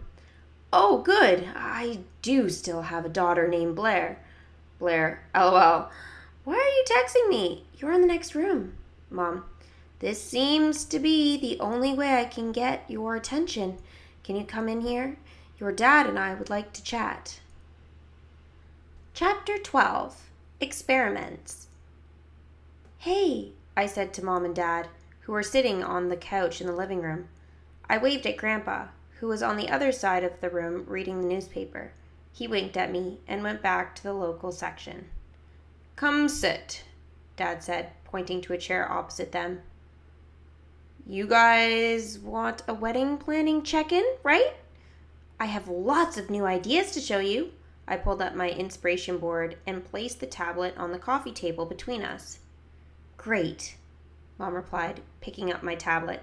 But first, your dad and I are concerned about how you've been so absorbed in this device lately. I haven't been that absorbed, I said. I've been helping Dad in the barn most of the time, and what I do online is for wedding stuff. We know you're taking your job seriously, and we're proud of you for that, but you're spending way too much time by yourself, lost in the screen. Across the room, Grandpa rustled his newspaper. That's where all the good ideas are, I protested. Mom closed the tablet, then got up and put it on a shelf. Well, let's give it a break for the night. Hey, I begged, starting to get up. Not negotiable, she said in the firm voice I knew too well. I sat back down. Besides, that's not where the good ideas are, Dad said. Last time I checked, they were all in here. He leaned over and tapped the top of my head. Well, okay, I said. But isn't it a combo? Mom, don't you get inspiration from recipes you see online? Sure I do, Mom replied. But just the inspiration. Then I take that and experiment in the real world. Try that, okay? Fine, I sighed. I'm going to check on the animals. It's not working. Why isn't it working? I took Mom's suggestion, and the next afternoon I was doing some experimenting based on what I'd seen online. A delicate bird's nest centerpiece with fake moss and silver eggs inside it. But I figured, why use fake moss when we had real moss handy?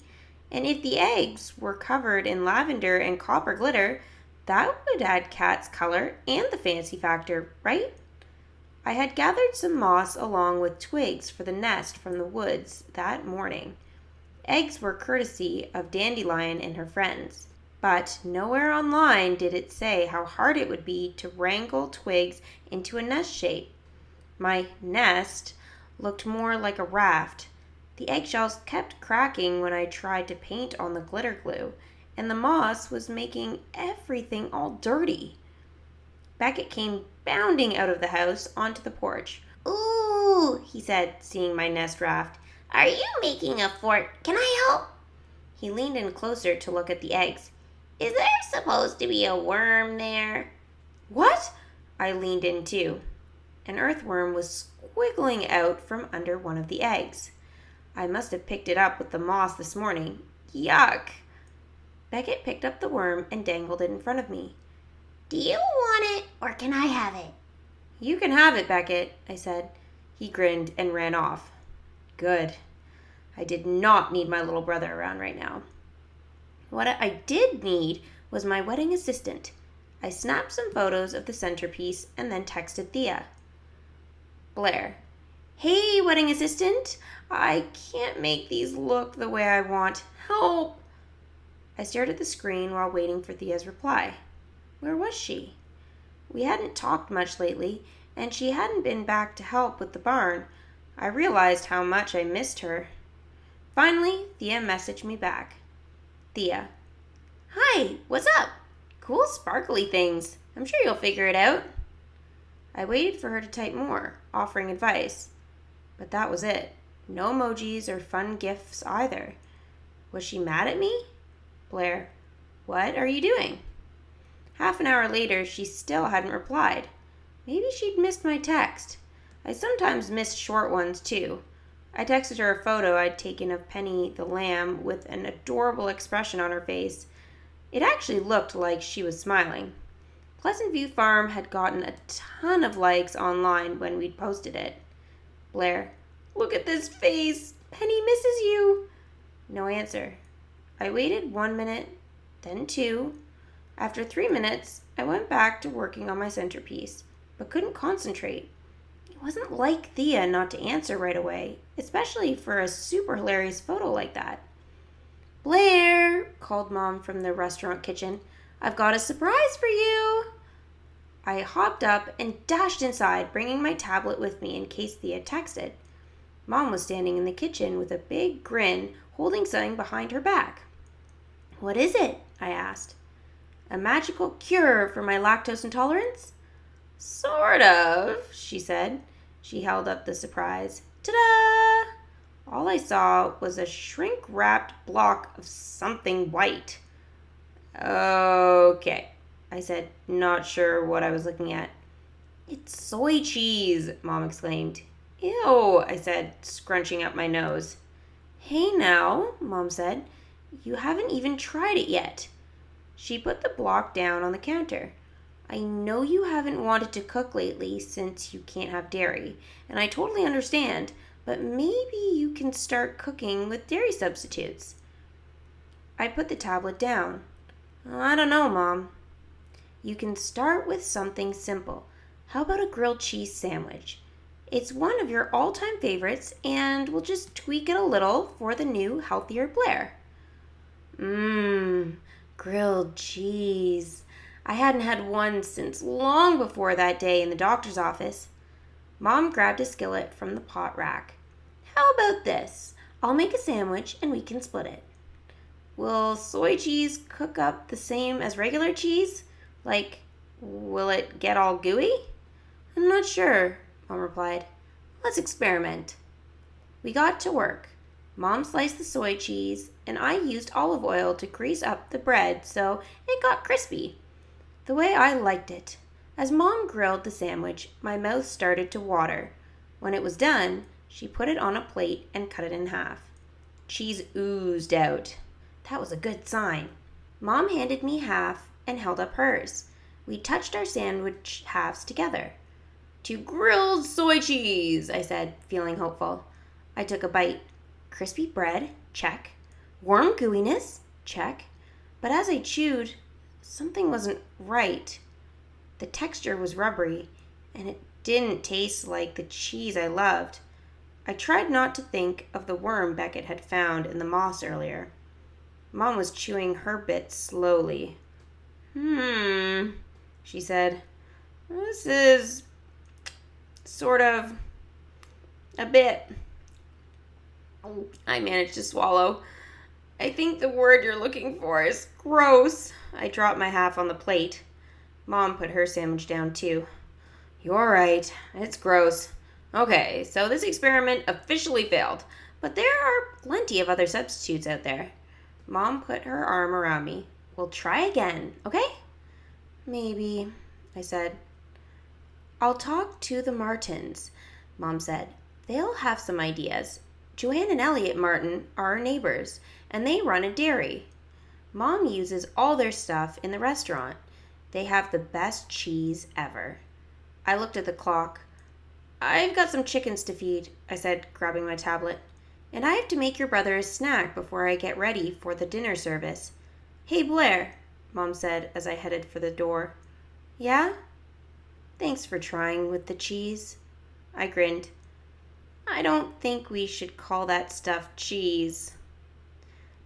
Out at the coop, I told Dandelion about the experiment gone wrong. It was a mess, I said. But you know what? I liked cooking with Mom again, even if it was just a sandwich. Dandy clucked sympathetically just as my tablet dinged. Finally, Thea answered. Thea. Adorable! I haven't seen the animals in forever. Or you. Maybe I could come over for a sleepover tonight? Blaire. I was thinking the same thing, BFF. Jinx! We sent high-five emojis back and forth like we always did when that happened. Yes, this was the BFF I knew. Blaire. Hey, do you have any glitter glue? I'm all out and we still need to figure out those centerpieces. I waited while Thea texted. She took forever to reply. Thea. Actually, if I come over, maybe we could not do wedding stuff. Huh? Thea hadn't actually done any wedding stuff with me since that day in the barn. Thea. I have this epic sleepover idea anyway. Camp out with Penny and Dash in the pen. What do you think?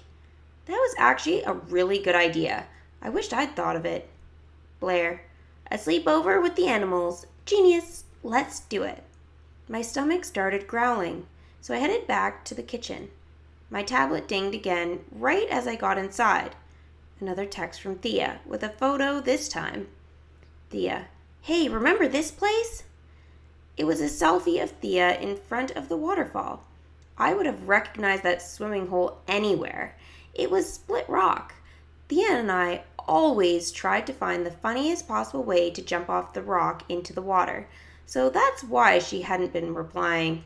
She was swimming. Phew. Blaire, split rock. Good times. Another photo came through.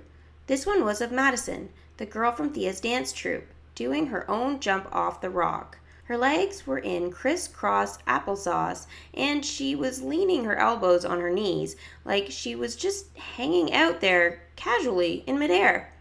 Thea, Madison officially won the funniest jump award today. I felt my stomach drop. Thea played our game without me. She hadn't even told me she was going to split rock. Thea, I'll show you more pics tonight when I come over. Blaire, sure. I set my tablet down on the counter. There was a plate with half a grilled cheese sandwich, a real one made with the Martins' fabulous sharp cheddar. Mom must have made it for Beckett, and Beckett didn't finish it? Didn't he know how good he had it? One bite's not going to hurt, a little voice inside me whispered. So I took one bite. It was totally, completely delicious. I looked at the photo of Madison at Split Rock and took another bite of the sandwich. Why didn't Thea invite me today? Another bite. Before I knew it, I'd, eaten the whole sandwich. Blaire? Grandpa called me from the front desk. Can you set up the afternoon service? We offered tea, coffee, and cookies to the B&B guests every day at 4 o'clock. Yep, I called back, turning my tablet off. As I set things up in the common room, my stomach started cramping. It hadn't done that in a while. I'd forgotten how intensely awful it felt. 45 minutes later, I was in my room, curled up on my bed, feeling absolutely terrible. I was in no shape for a sleepover. Blaire, not feeling great. Rain check on the sleepover? Thea, are you okay? Blaire, yeah, but I may have eaten some cheese. I attached a gif of a dog looking guilty. Thea, Blaire, that's not funny. Blaire, I know, I didn't mean to. It just happened. Thea, bummer. I was really looking forward to the sleepover. I missed you today at the swimming hole. I didn't know what to say to that. She didn't exactly look like she missed me in those photos with Madison. Besides, she was the one who hadn't invited me. Now she was making me feel guilty about canceling the sleepover. It wasn't like I made myself sick on purpose. I'd just forgotten what eating cheese did to me. Thea, Blaire, hello? I knew I should talk to my BFF, but where would I even start? Blaire, I'm going to bed. Good night. Thea, okay, feel better soon. I tossed my tablet down on the bed, tears welling in my eyes. Grilled cheese was out of my life, and now it felt like my best friend was too. I picked up the tablet again and opened the web browser. There were a few new episodes of Dress Quest. I'd watched 2 episodes when there was a knock on my door. It was Beckett.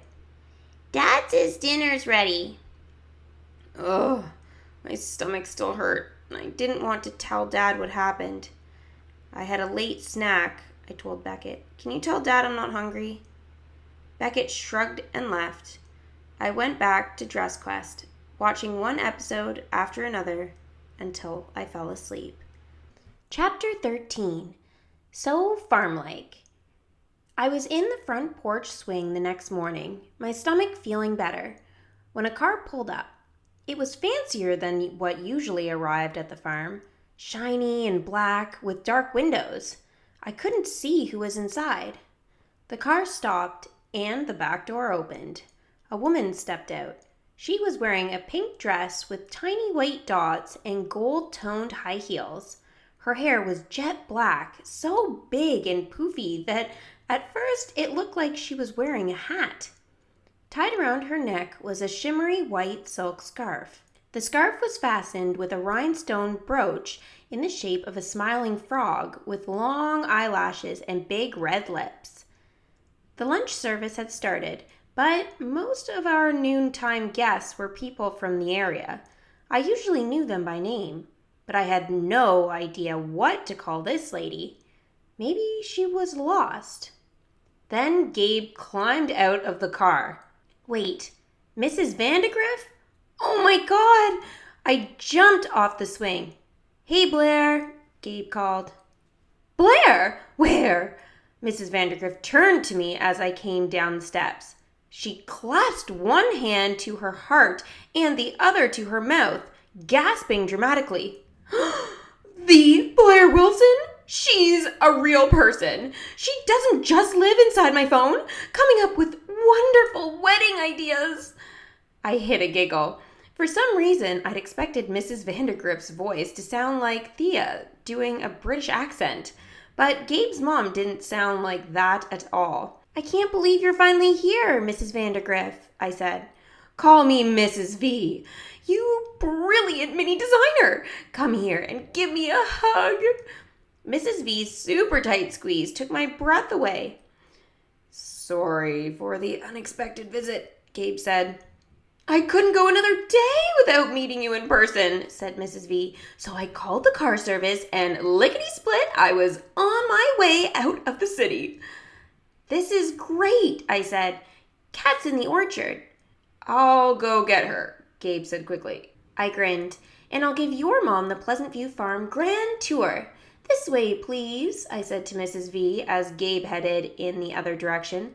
Our tour starts in the herb and flower garden. I did my best tour guide impression. Thea would have been proud. We don't use any pesticides, so all of our flowers here are edible, I told her, picking an orange marigold petal and eating it. We use them as garnish in the restaurant. I moved down the row so I could pick Mrs. V another flower to taste. But when I turned around, Mrs. V was already chewing on a plant she'd picked herself. It's interesting, Mrs. V said, twisting her face up. Oh no, I said when I saw the plant in her hand. You can't eat that one. Mrs. V dropped the weed and looked alarmed. Well, you can eat it, I stammered. It just doesn't taste very good. Hold on. I picked her some mint. To cleanse your palate. Oh, thank you, dear, Mrs. V said, putting the leaf in her mouth. Minty fresh. Doesn't get any fresher, I agreed. Now follow me. Mrs. V teetered a bit as her fancy gold heel sunk into the soft soil, but she steadied herself on the dirt path that led to the barn. Oh my, she exclaimed. This is certainly the farm in our farm fancy wedding, isn't it? Yep, but just wait, I called, pointing to the barn. The fancy's up ahead. When we got there, I slid open the barn door and froze. There were stacks of lumber, a wheelbarrow full of stones, and towers of paint cans. Definitely not fancy. But Mrs. V looked up at the cavernous ceiling and towering wooden beams and broke into a huge smile. Oh, I can see the potential! Such a marvelous space. You're going to have so many wonderful events here. What fun! I wanted to hug her. Maybe I could get her to talk to Grandpa. From the barn, I led Mrs. V to the animals and introduced her to the chickens. That's a chicken? She said when I picked up Dandelion. It looks like a feather boa with webbed feet. Would you like to hold her? I asked, thrusting Dandy toward her. No, dear. Thank you. Poultry makes me nervous, but she's lovely. How do you feel about lambs? I asked, waving her toward Penny and Dash's pen. Mrs. V practically squealed. Who can resist a sweet little lamb? They're so darling and gentle and oh! Suddenly, Mrs. V fell over and landed with a thud on the ground. Before I could help Mrs. V up, Dash was climbing on her backside like it was the summit of a mountain. Meh. I see you have a goat too, Mrs. V sputtered. Oh my gosh, I'm so sorry, I said, plucking Dash off Mrs. V. The gate must have been open. Are you all right? Mrs. V stood and brushed herself off as I put Dash and Penny back in their pen. I'm fine, she laughed. More surprised than anything. One of Mrs. V's shoes was lying on the ground. When I picked it up, the heel stayed stuck in the grass. Oh, it's broken, I said. No worries, I can get it fixed in the city, Mrs. V assured me. I don't know what I was thinking with these shoes. I guess I didn't expect your farm to be so farm-like. Do you need to take a rest? I asked. Mrs. V put her shoe back on. Nonsense! I'm not that easy to get rid of. Onward! Mrs. V limped through the strawberry field, the blueberry patch, and the kitchen gardens. I pointed out the greenhouse in the distance and paused by the arch at the entrance to the orchard. I have one more spot to show you, I said, and led her through the orchard to the creek. We stopped at the edge of the wide green lawn in front of the gazebo. Mrs. V took off her broken shoe and rubbed her ankle, balancing on her other foot. This is where Kat and Gabe want to have the ceremony, I said, holding a hand out to steady her. They'll exchange vows in the gazebo, and we'll set up chairs on this lawn with an aisle going down the middle. Just then, Beckett came rushing over. His pants were sopping wet, and he held his hands cupped together like a little box. I found the coolest thing in the creek, he said. You also left Dash and Penny's gate open, I said, and Dash's ball lying around. Gabe's mom tripped, and Dash jumped on her. Beckett took in Mrs. V's bright pink suit and her awkward one-legged stance. You're Gabe's mom? He asked. You look like a flamingo. Don't mind him, I said, clapping my hand over his mouth. He's 7. Mrs. V smiled and put her broken shoe back on. That's okay. Gabe was 7 once. What do you have there, young man? Something pretty? A beautiful rock? Better than a rock, said Beckett after I took my hand away. Look! He opened his hands and held up a frog. A dead frog. Beckett wiggled it around like it was dancing a jig. Isn't it awesome? He squealed. Mrs. V stumbled backwards in surprise. Oh, well, that's... she stammered. This tour was now officially a disaster. Would Mrs. V insist Gabe have the wedding somewhere else? There won't be any dead frogs at the ceremony, I said. I promise. Mrs. V broke out laughing. I've always liked frogs, she said, pointing to her brooch. Perhaps each wedding guest could get one as a party favor. Beckett's eyes widened. A dead frog? That would be awesome! Ew, Beckett. Gross. I pointed to the creek. Get that thing out of here. Beckett left and I turned to Mrs. V. We both started laughing. I guess we could put the frogs in little jars and tie pretty bows around them, I said. It would be, Mrs. V started. Farm fancy, I finished. Let's head back to the house. We were still giggling when we walked up to the front porch. Kat, Gabe, and my parents were waiting. When Kat saw us arm in arm, she broke into a big grin. Hello, my dear Katerina, said Mrs. V, giving Kat a super tight hug. When Kat introduced my parents, Mrs. V gave them each her signature squeeze, too. It's wonderful to finally meet you, said Mom, eyeing Mrs. V's broken shoe. What do you think of Pleasant View Farm? Asked Dad. It's charming, said Mrs. V, and so is Blaire. Mom smiled. Please come inside for something cool to drink. Suddenly, an idea sparked. We were supposed to have a wedding meeting tomorrow, I said, turning to Kat and Gabe, but maybe we could do it now so that Mrs. V could join us? Mrs. V clapped her hands. A wedding meeting? That sounds wonderfully official. Mrs. V went to freshen up. I raced upstairs to get my tablet. I changed into my favorite white sundress with little bumblebees on it too, for good luck. This is it. This is the first time Kat and Gabe are seeing all the great ideas together. Will they love them as much as I do?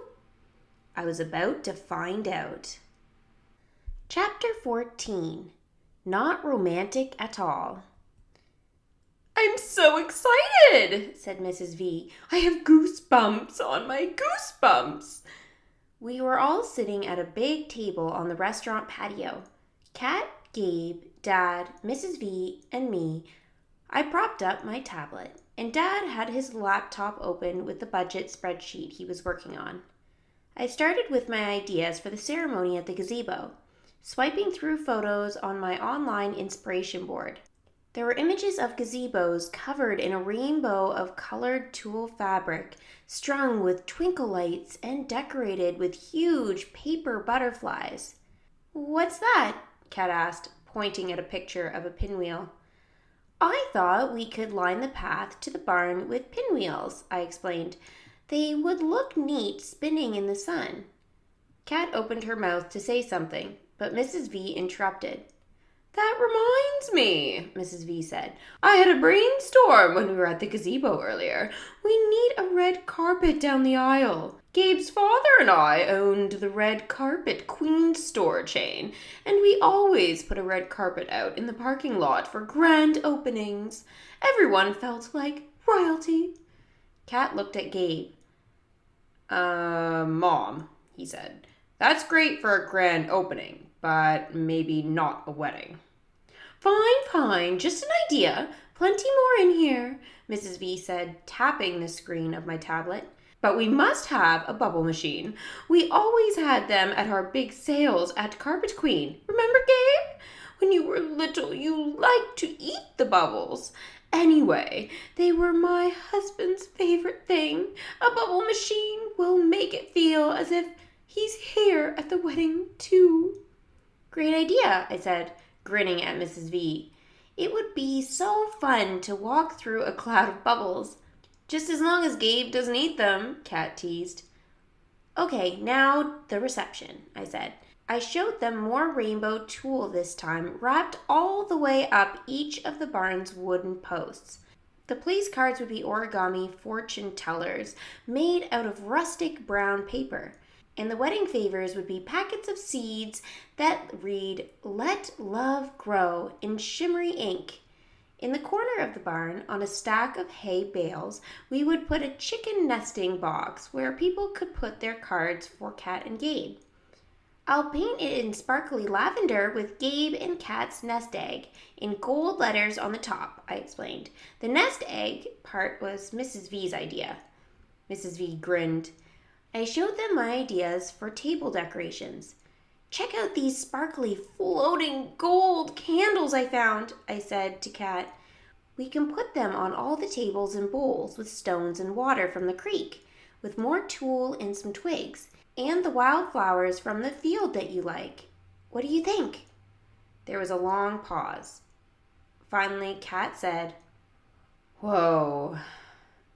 "Is that good?" I asked. "Do you love it?" Kat glanced at Gabe, then leaned back heavily in her chair. "Sprout," she began, "you have so many fun ideas. It's a lot to take in." My heart sank. She hates it. "It should be a lot," said Mrs. V. "Katerina, this is a wedding. Weddings are supposed to be big." "Not if you don't have the budget for it," Kat replied. She pulled Dad's laptop toward her, quickly looking over the spreadsheet, shaking her head. "We can't spend this much." "So it's not the ideas," I wondered. "It's the cost?" "I can fix that. Piece of cake," exclaimed Mrs. V, snapping her fingers. "I'll cover whatever you can't." "Oh, no," Kat stammered. "I didn't mean to suggest that. I just want to keep things simple. More farm, less fancy." "I can do less fancy," I said. "What if we—" "Wait," Gabe interrupted. "I like some of the fancy. Those gold candles are nice." Kat looked at the spreadsheet. "Gabe, those gold candles are expensive." "Consider them my gift to you." Mrs. V chimed in. Gabe smiled. Kat looked away. The patio fell silent.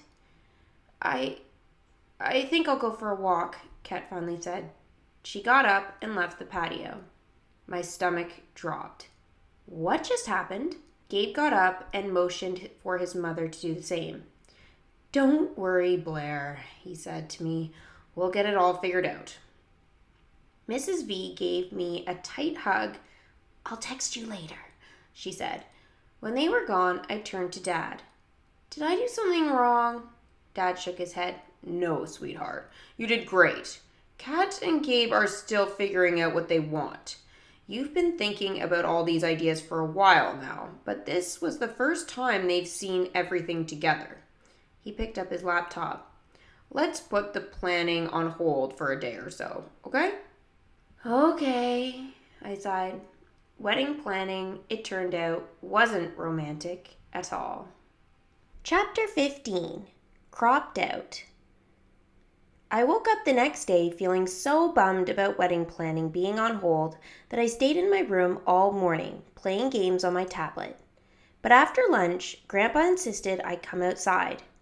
I need help with my project for the website, he said. I followed him to the animals' pen. Blaire, hop up on the fence right there, Grandpa said. Okay, now, Beckett, you kneel down in front of her with your arms around Penelope. Right, just like that.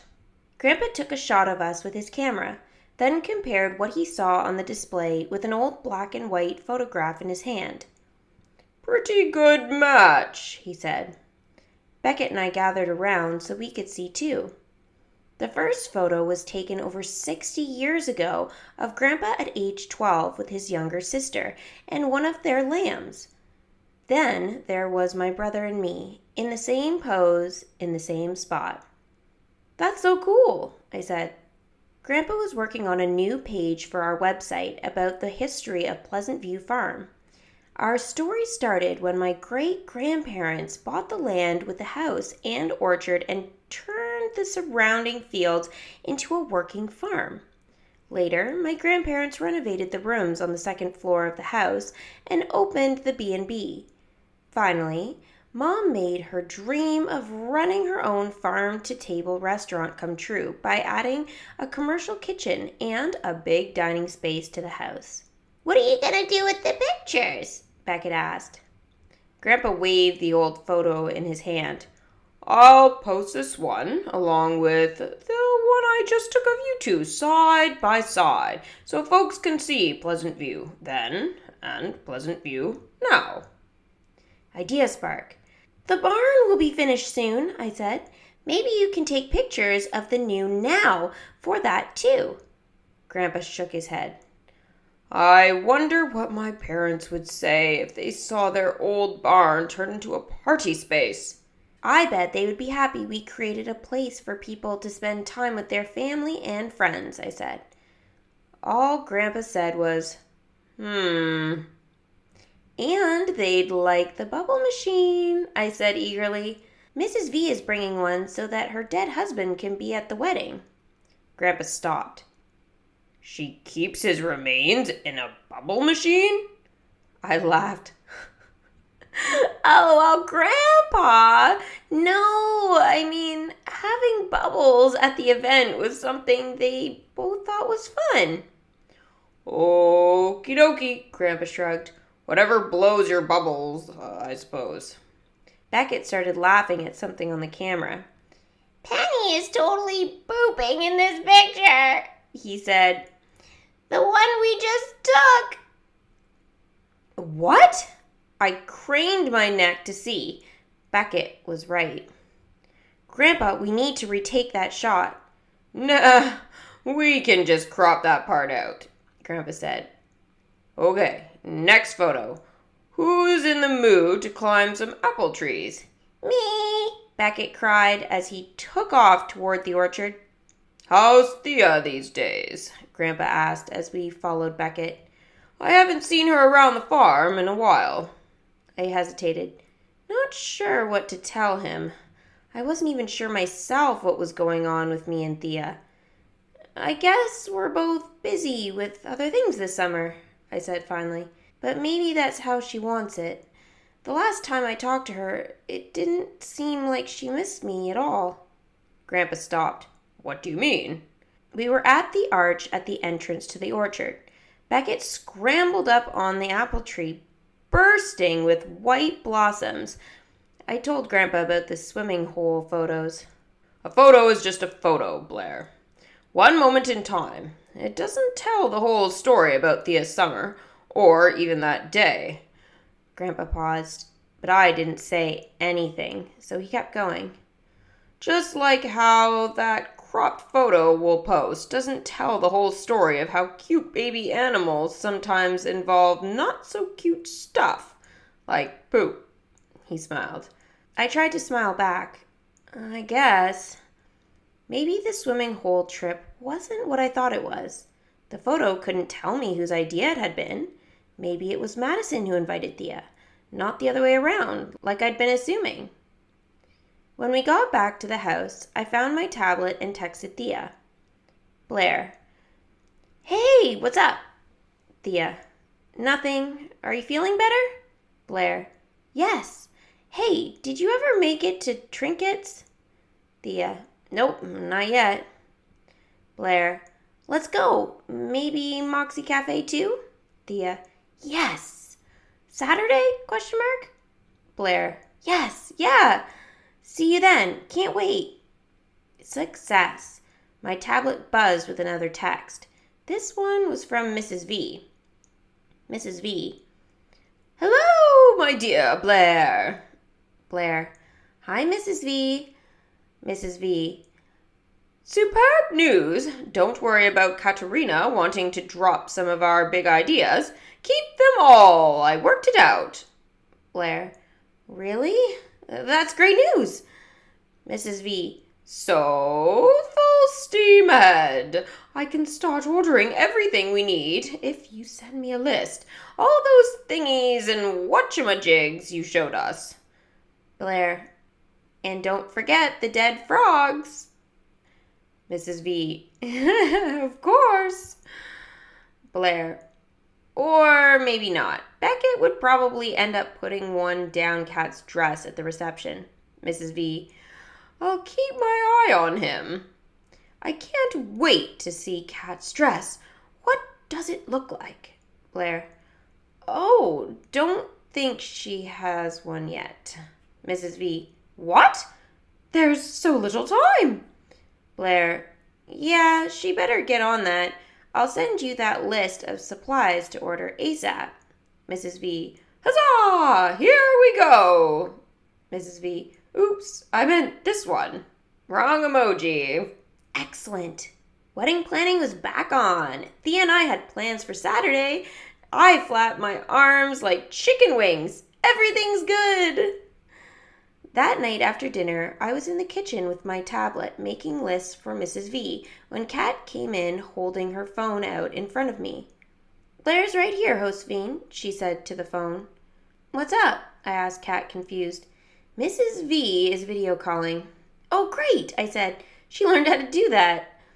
Kat sat down next to me and held the phone out so that we were both in the frame.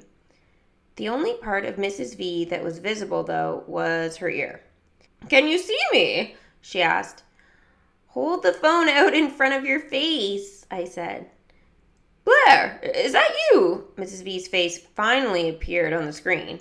Girls, I'm calling because a little birdie told me that Kat doesn't have her wedding gown yet.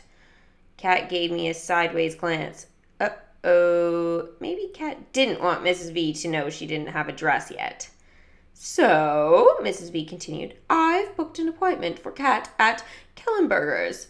You'll have a great selection of dresses and can find the perfect wedding gown. No way, I burst out. Kellenberger's, like on Dress Quest? Mrs. V laughed. The very same one. OMG. I imagine the store with its big chandeliers, fancy furniture, and walls of wedding gowns. Then I thought of Kat walking in as the bride. You're so lucky, Kat. Josephine, thank you, began Kat. You've been so generous, but I think Kellenberger's is much too fancy for me. I was planning on checking out a vintage dress shop." "Vintage," said Mrs. V. "Well, if that's what you like, I'm sure Kellenberger's has plenty of new dresses that were carefully designed to look old."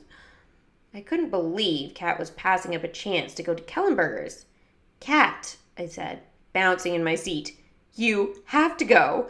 It's Kellenberger's. It'll be super fun." Kat thought for a moment. "Okay, I'm game, but only if you come too." "Brilliant idea," said Mrs. V.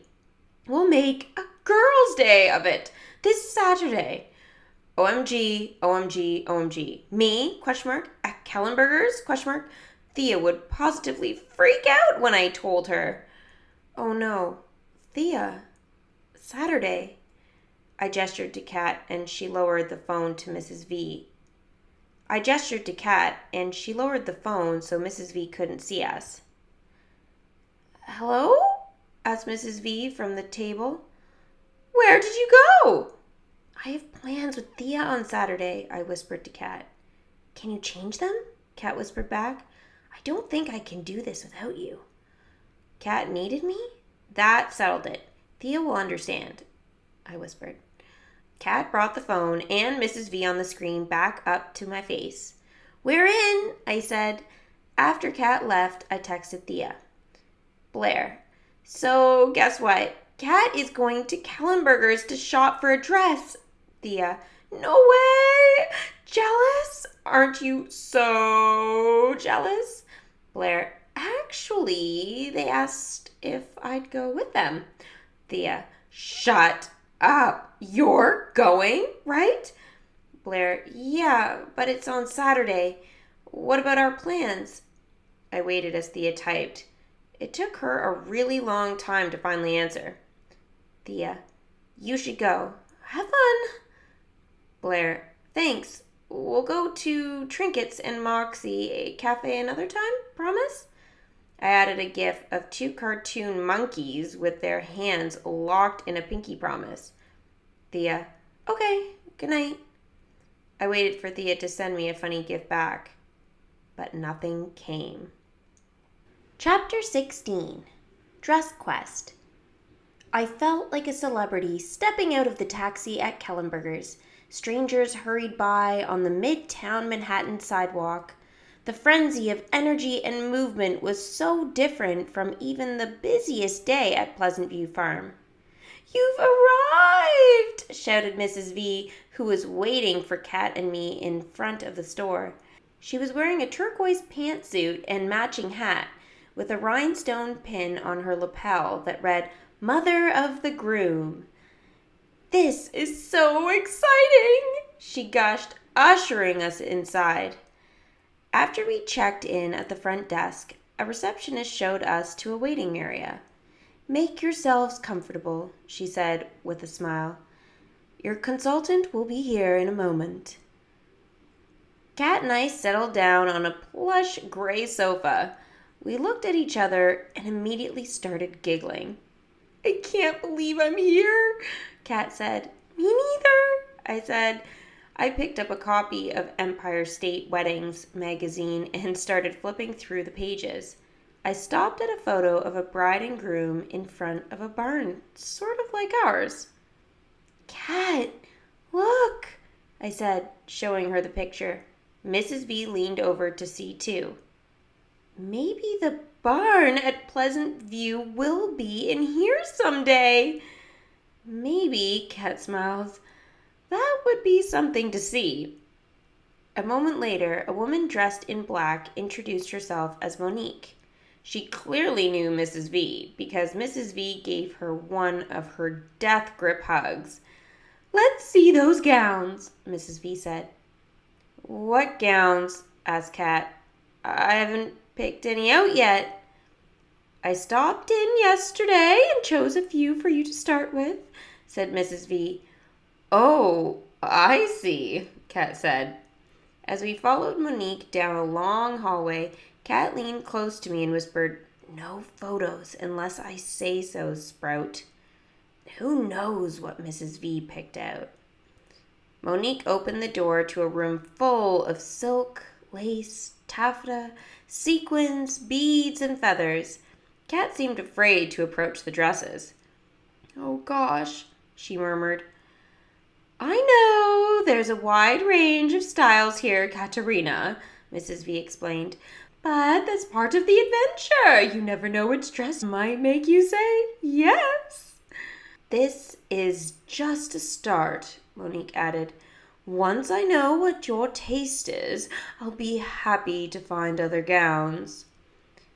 "It'll be fun," I assured Kat. "Like trying on costumes for Halloween." Kat followed Monique into the dressing room.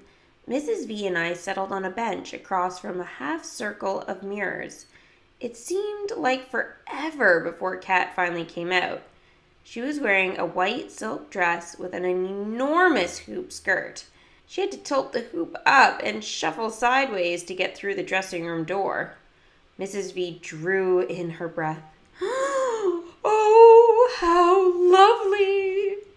Kat's expression said, "Oh, how awful." Mrs. V, I asked, "I think that skirt is bigger than the gazebo. If Kat wears that, there won't be room for Gabe at the ceremony." "Good point, dear. Next dress." The second dress had a narrower skirt, but the bottom of the hem was a circle of feathers. There were feathers at the scooped neckline and the elbow-length sleeves, too. "Now that makes a statement," said Mrs. V, "and you must admit it's perfect for a country wedding." But Kat climbed up on the platform. She met my eye and gave me a small shake of her head. "You, look like a sulky chicken," I said. "That's a problem," Kat said, climbing off the platform. "I don't want to look like Dandelion on my wedding day." The next dress, a one-shoulder gown that was covered in a million tiny beads and crystals, was clearly Mrs. V's favorite. "Oh, Kat, what a lovely bride you are!" Kat's smile was genuine. "Thank you." "You're so sparkly," I said. "Is this one a maybe?" Mrs. V asked hopefully. "Well, not this one," Kat said. "All these beads feel too fancy for me, and I don't really care for the one-shoulder look." She turned to Monique. "Do you have one with lace?" "Oh, yes," Mrs. V squealed. "There's a lovely lace option in there." It was a long time before Kat came out again. When she did, she was wearing a strapless dress that was snug against her hips and legs and flared out at the bottom around her feet.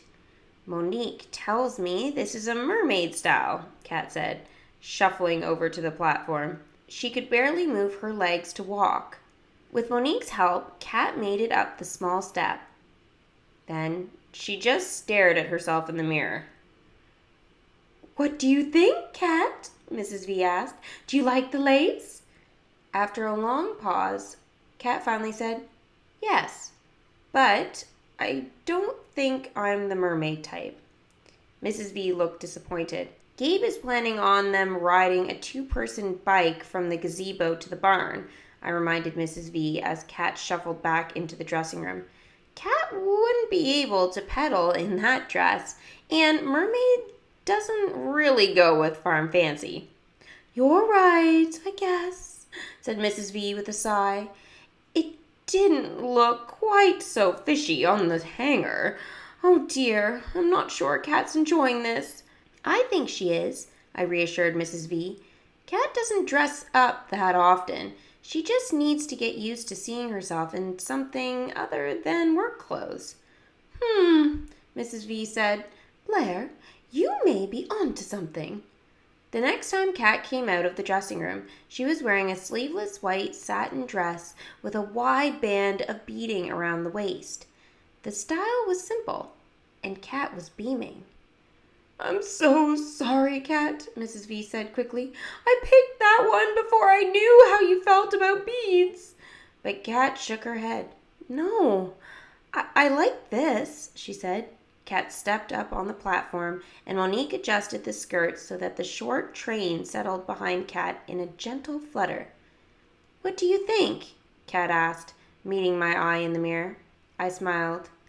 "You look perfect." Kat smiled too. "Josephine," she asked, "do you like it?" "Well, it's rather subdued, but it certainly suits you, Kat." I squealed. "Kat, is this the dress? Have you ended your quest?" "I do like it," Kat smiled and turned to Monique. "How much does it cost?" When Monique told her, Kat's smile disappeared. "Whoa, that's just too much. I'll need to look at something in a lower price range." Monique nodded. "Of course. Now that I know what you like, I'll go get some others." As soon as Monique left, Mrs. V said, "Kat, if you love it, let's buy it. Consider it my gift." "That's so kind, Josephine, but I can't. I would never spend this much on a dress I'm going to wear once." "But it's your wedding, Kat, and—" "Yes, it's my wedding, and I know what I'm comfortable with." Kat's voice was firm. "This dress is beautiful, but it's too expensive." With that, Kat got off the platform and hurried into the dressing room. Mrs. V was absorbed with picking imaginary lint off her pantsuit. Idea spark. "Mrs. V, do they sell dresses for mothers of the groom here?" She looked up and smiled. "They do.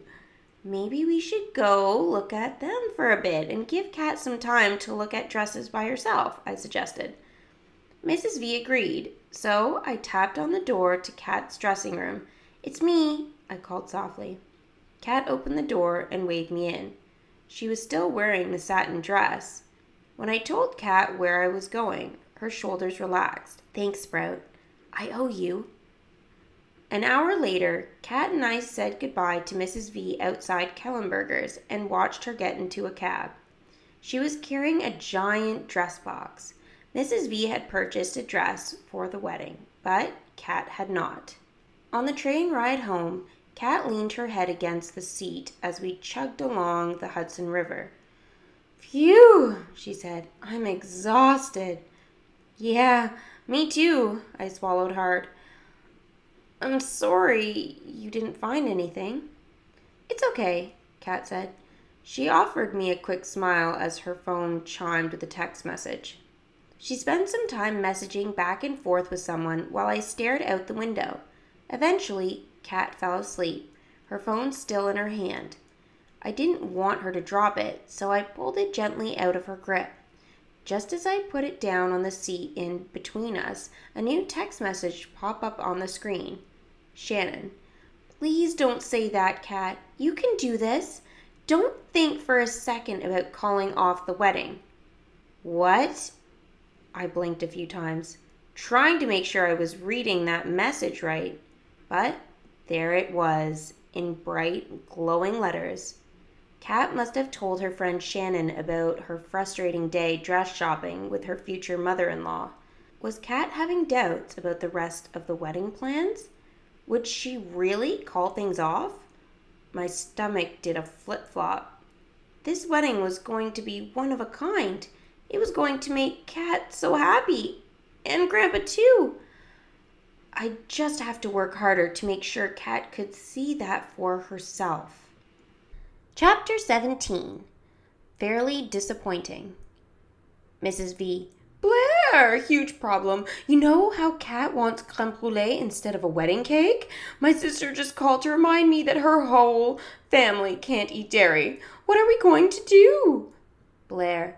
"No worries, Mrs. V. I'll talk to Mom." Mrs. V. "Oh, okay. So you'll have a dairy-free dessert option?" Would we? I thought it was just me who was going to have to skip the crème brûlée that night. But I guess if our guests had dietary restrictions too, we needed a plan B. Blaire. "We'll figure something out." Mrs. V. "You are, as always, my hero." I went inside and found Mom in the restaurant kitchen. When I gave her the news, she didn't seem worried.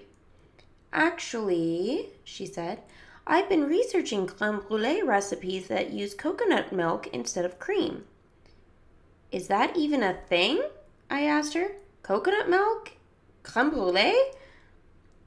Definitely a thing, Mom said. She brought up a few recipes on her laptop. See? I stared at the photo on the screen. It didn't look any different from regular creme brulee. Then again, that grilled soy sandwich had looked like the real thing too. I have the ingredients we need, Mom said, and I have time to test some recipes now if you want. Can you just do it? I hadn't cooked since the grilled cheese disaster. I can, Mom said, but do you really want to avoid cooking forever?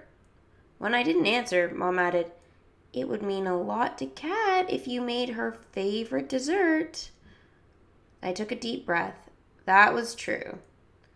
Okay, I said, let's get to work. We spent the afternoon making 3 different versions of dairy-free creme brulee. It was really fun to be experimenting with Mom again, tasting as we went.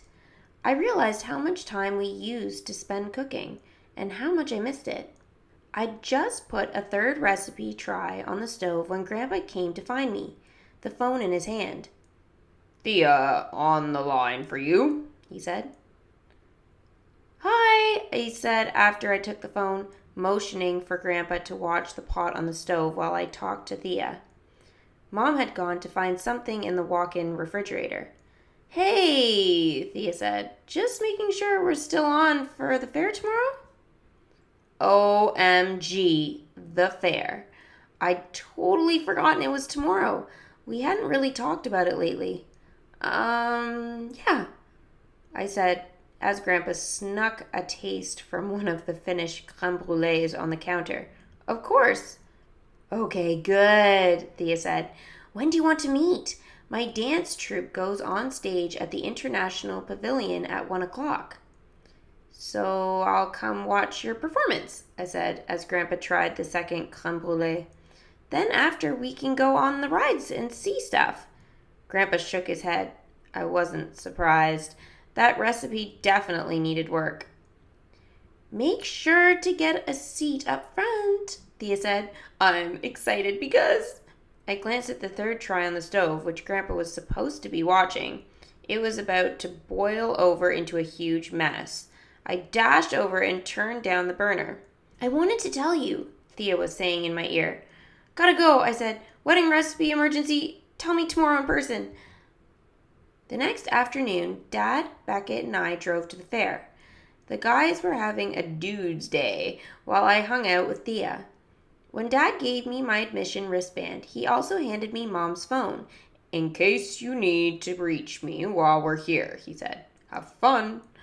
Thanks, I said, tucking the phone into my pocket. Mom was going to find a ton of crazy fun house mirror selfies on this thing tomorrow. I was headed towards the International Pavilion when the phone rang. It was Kat. Hi, Kat, I answered. Maggie? Kat sounded confused. No, it's Blaire. I have Mom's phone. Oh, good. I was calling for you anyway. I'm at the vintage dress store with my bridesmaids. My heart skipped a beat as I remembered how our trip to Kellenberger's had ended. But if Kat was shopping for dresses, she hadn't called off the wedding. That was good. I found 2 awesome gowns, Kat was saying.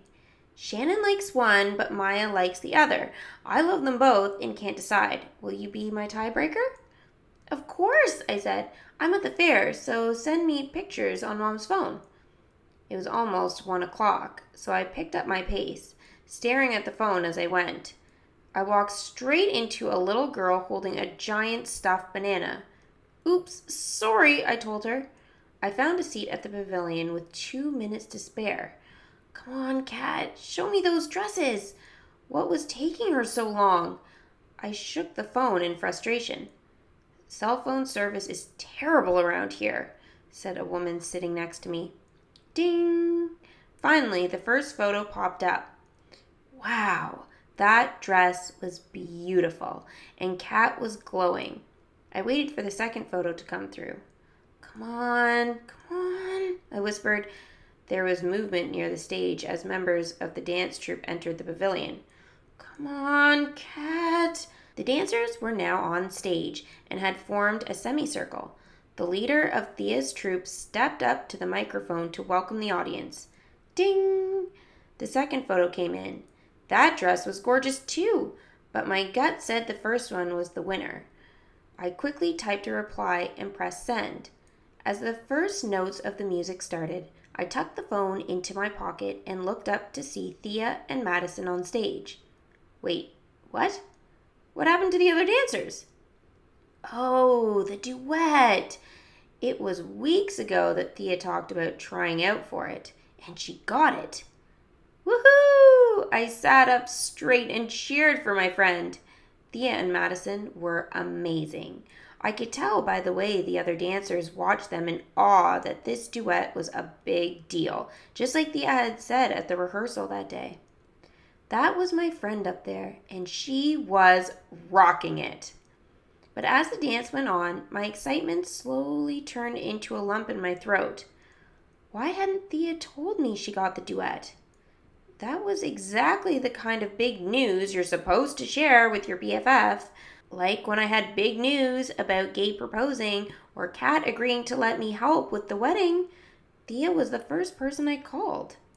As Thea and Madison pulled off some complicated footwork, I flashed back to the day Thea went to the swimming hole with Madison.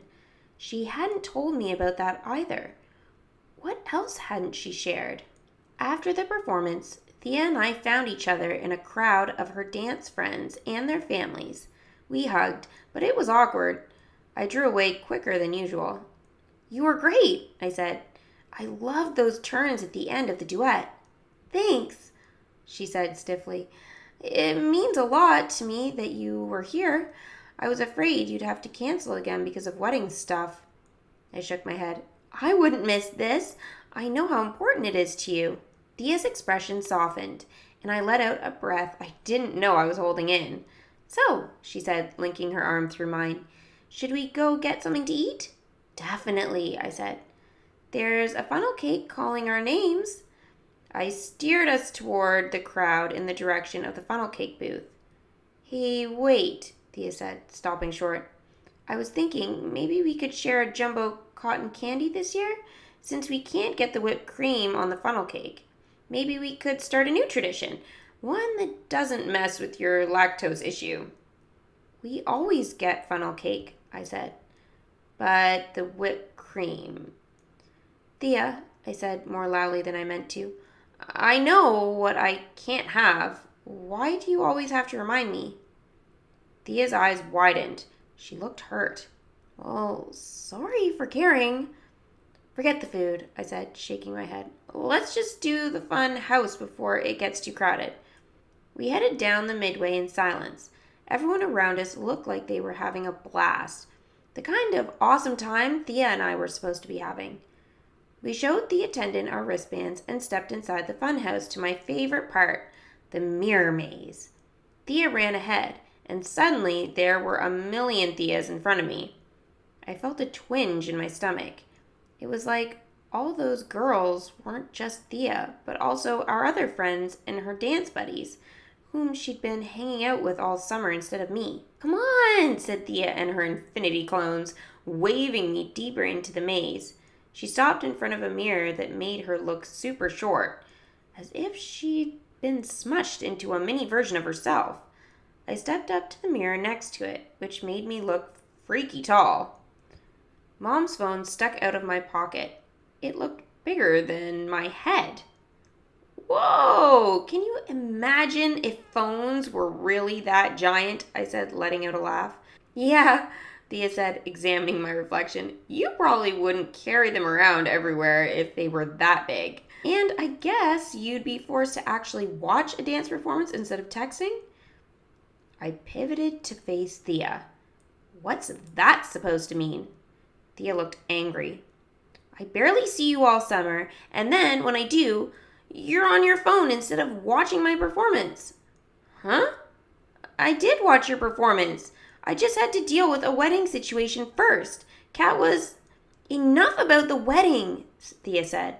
I don't want to hear any more wedding talk. What happened to you being excited about the wedding and helping? I asked her. But she had already raced up the stairs to the second level of the funhouse, where there's a bunch of moving platforms you can walk across. I followed her. Thea was on a platform that went up and down when I got upstairs. I jumped on one that wobbled back and forth. We were going in totally different directions. What happened to you being excited about the wedding and helping me out? I repeated. I didn't know you'd get totally obsessed and not want to do anything else, Thea said. Or talk about anything else, like the things I'm doing. But you didn't even tell me you got the duet, I said. I tried to tell you on the phone yesterday, Thea said. But you didn't even have time to talk because, of course, you were too busy with wedding stuff. This wedding is important to me, I yelled, losing my balance and grabbing the rail next to the platform. I want Kat to be happy. I want Grandpa to stay. If you were a good friend, you'd get that. And if you were a good friend, you wouldn't have totally abandoned me this summer. I jumped off the platform. My head was spinning. I abandoned you? No. You abandoned me, even though you promised to help. Thea stepped off her own platform. Forget this fair thing, okay? I'm done. She turned and ran at top speed out of the funhouse, away from me. Chapter 18. Pressure. As soon as Dad's truck pulled up to the house, I scrambled out of it and headed straight inside. Grandpa was at the front desk. How was the fair? He called. Fine, I mumbled, rushing past him to the stairs. I was on the second floor landing when I heard Dad come in. What's up with Blaire? Grandpa asked Dad. I'm not sure, Dad answered. She said Thea got a ride home from someone else, but she didn't say another word on the way home. When I got to my room, I slammed the door, which made something fall off my inspiration board. It was the photo strip of me and Thea from last year's fair. I kicked it under my bed, then curled up in a ball on top of my covers. There was a knock at my door, and Mom poked her head in.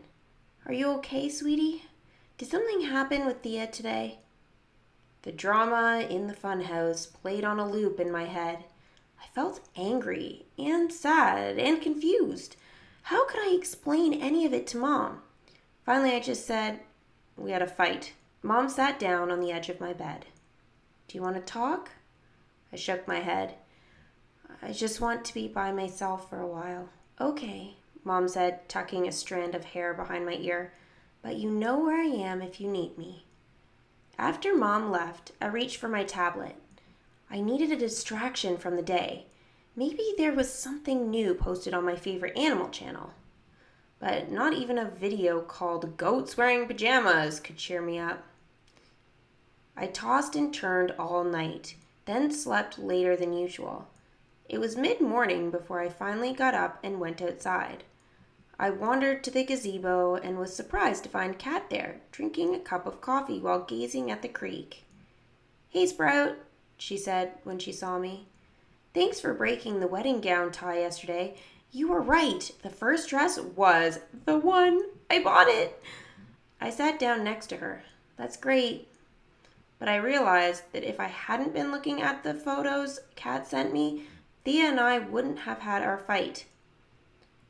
I'm sorry, are you Blaire Wilson? Kat asked, peering into my eyes. The Blaire I know would be jumping up and down at the news that I bought a wedding dress. Sorry, I said.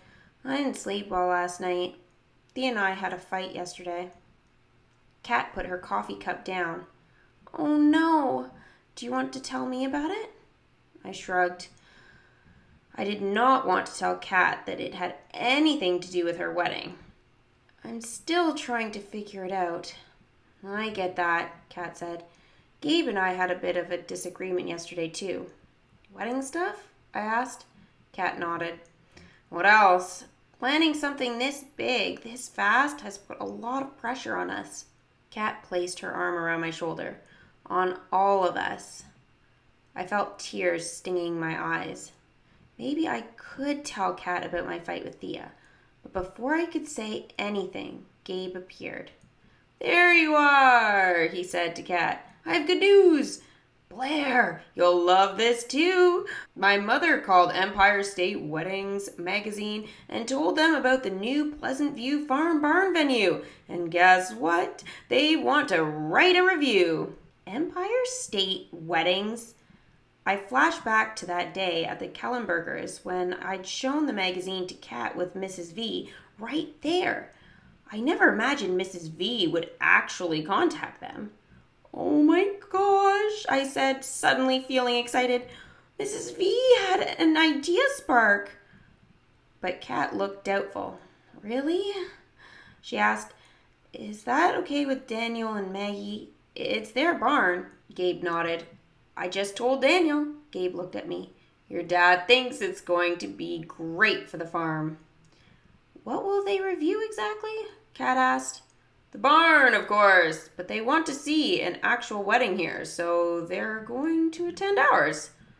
Wow, I said. That's so cool. Your wedding will be in a magazine, Kat. Wait a minute, Kat said. I don't want my wedding in a magazine, and I don't want some stranger taking notes on my wedding and judging it for their magazine readers. Gabe, I don't think this is a good idea. You don't? Gabe looked completely surprised. I thought you'd be excited. I already said yes. You what? Kat exploded. Gabe's eyes widened. Well, it would be great publicity for the farm, so Mom and I assumed you'd want to.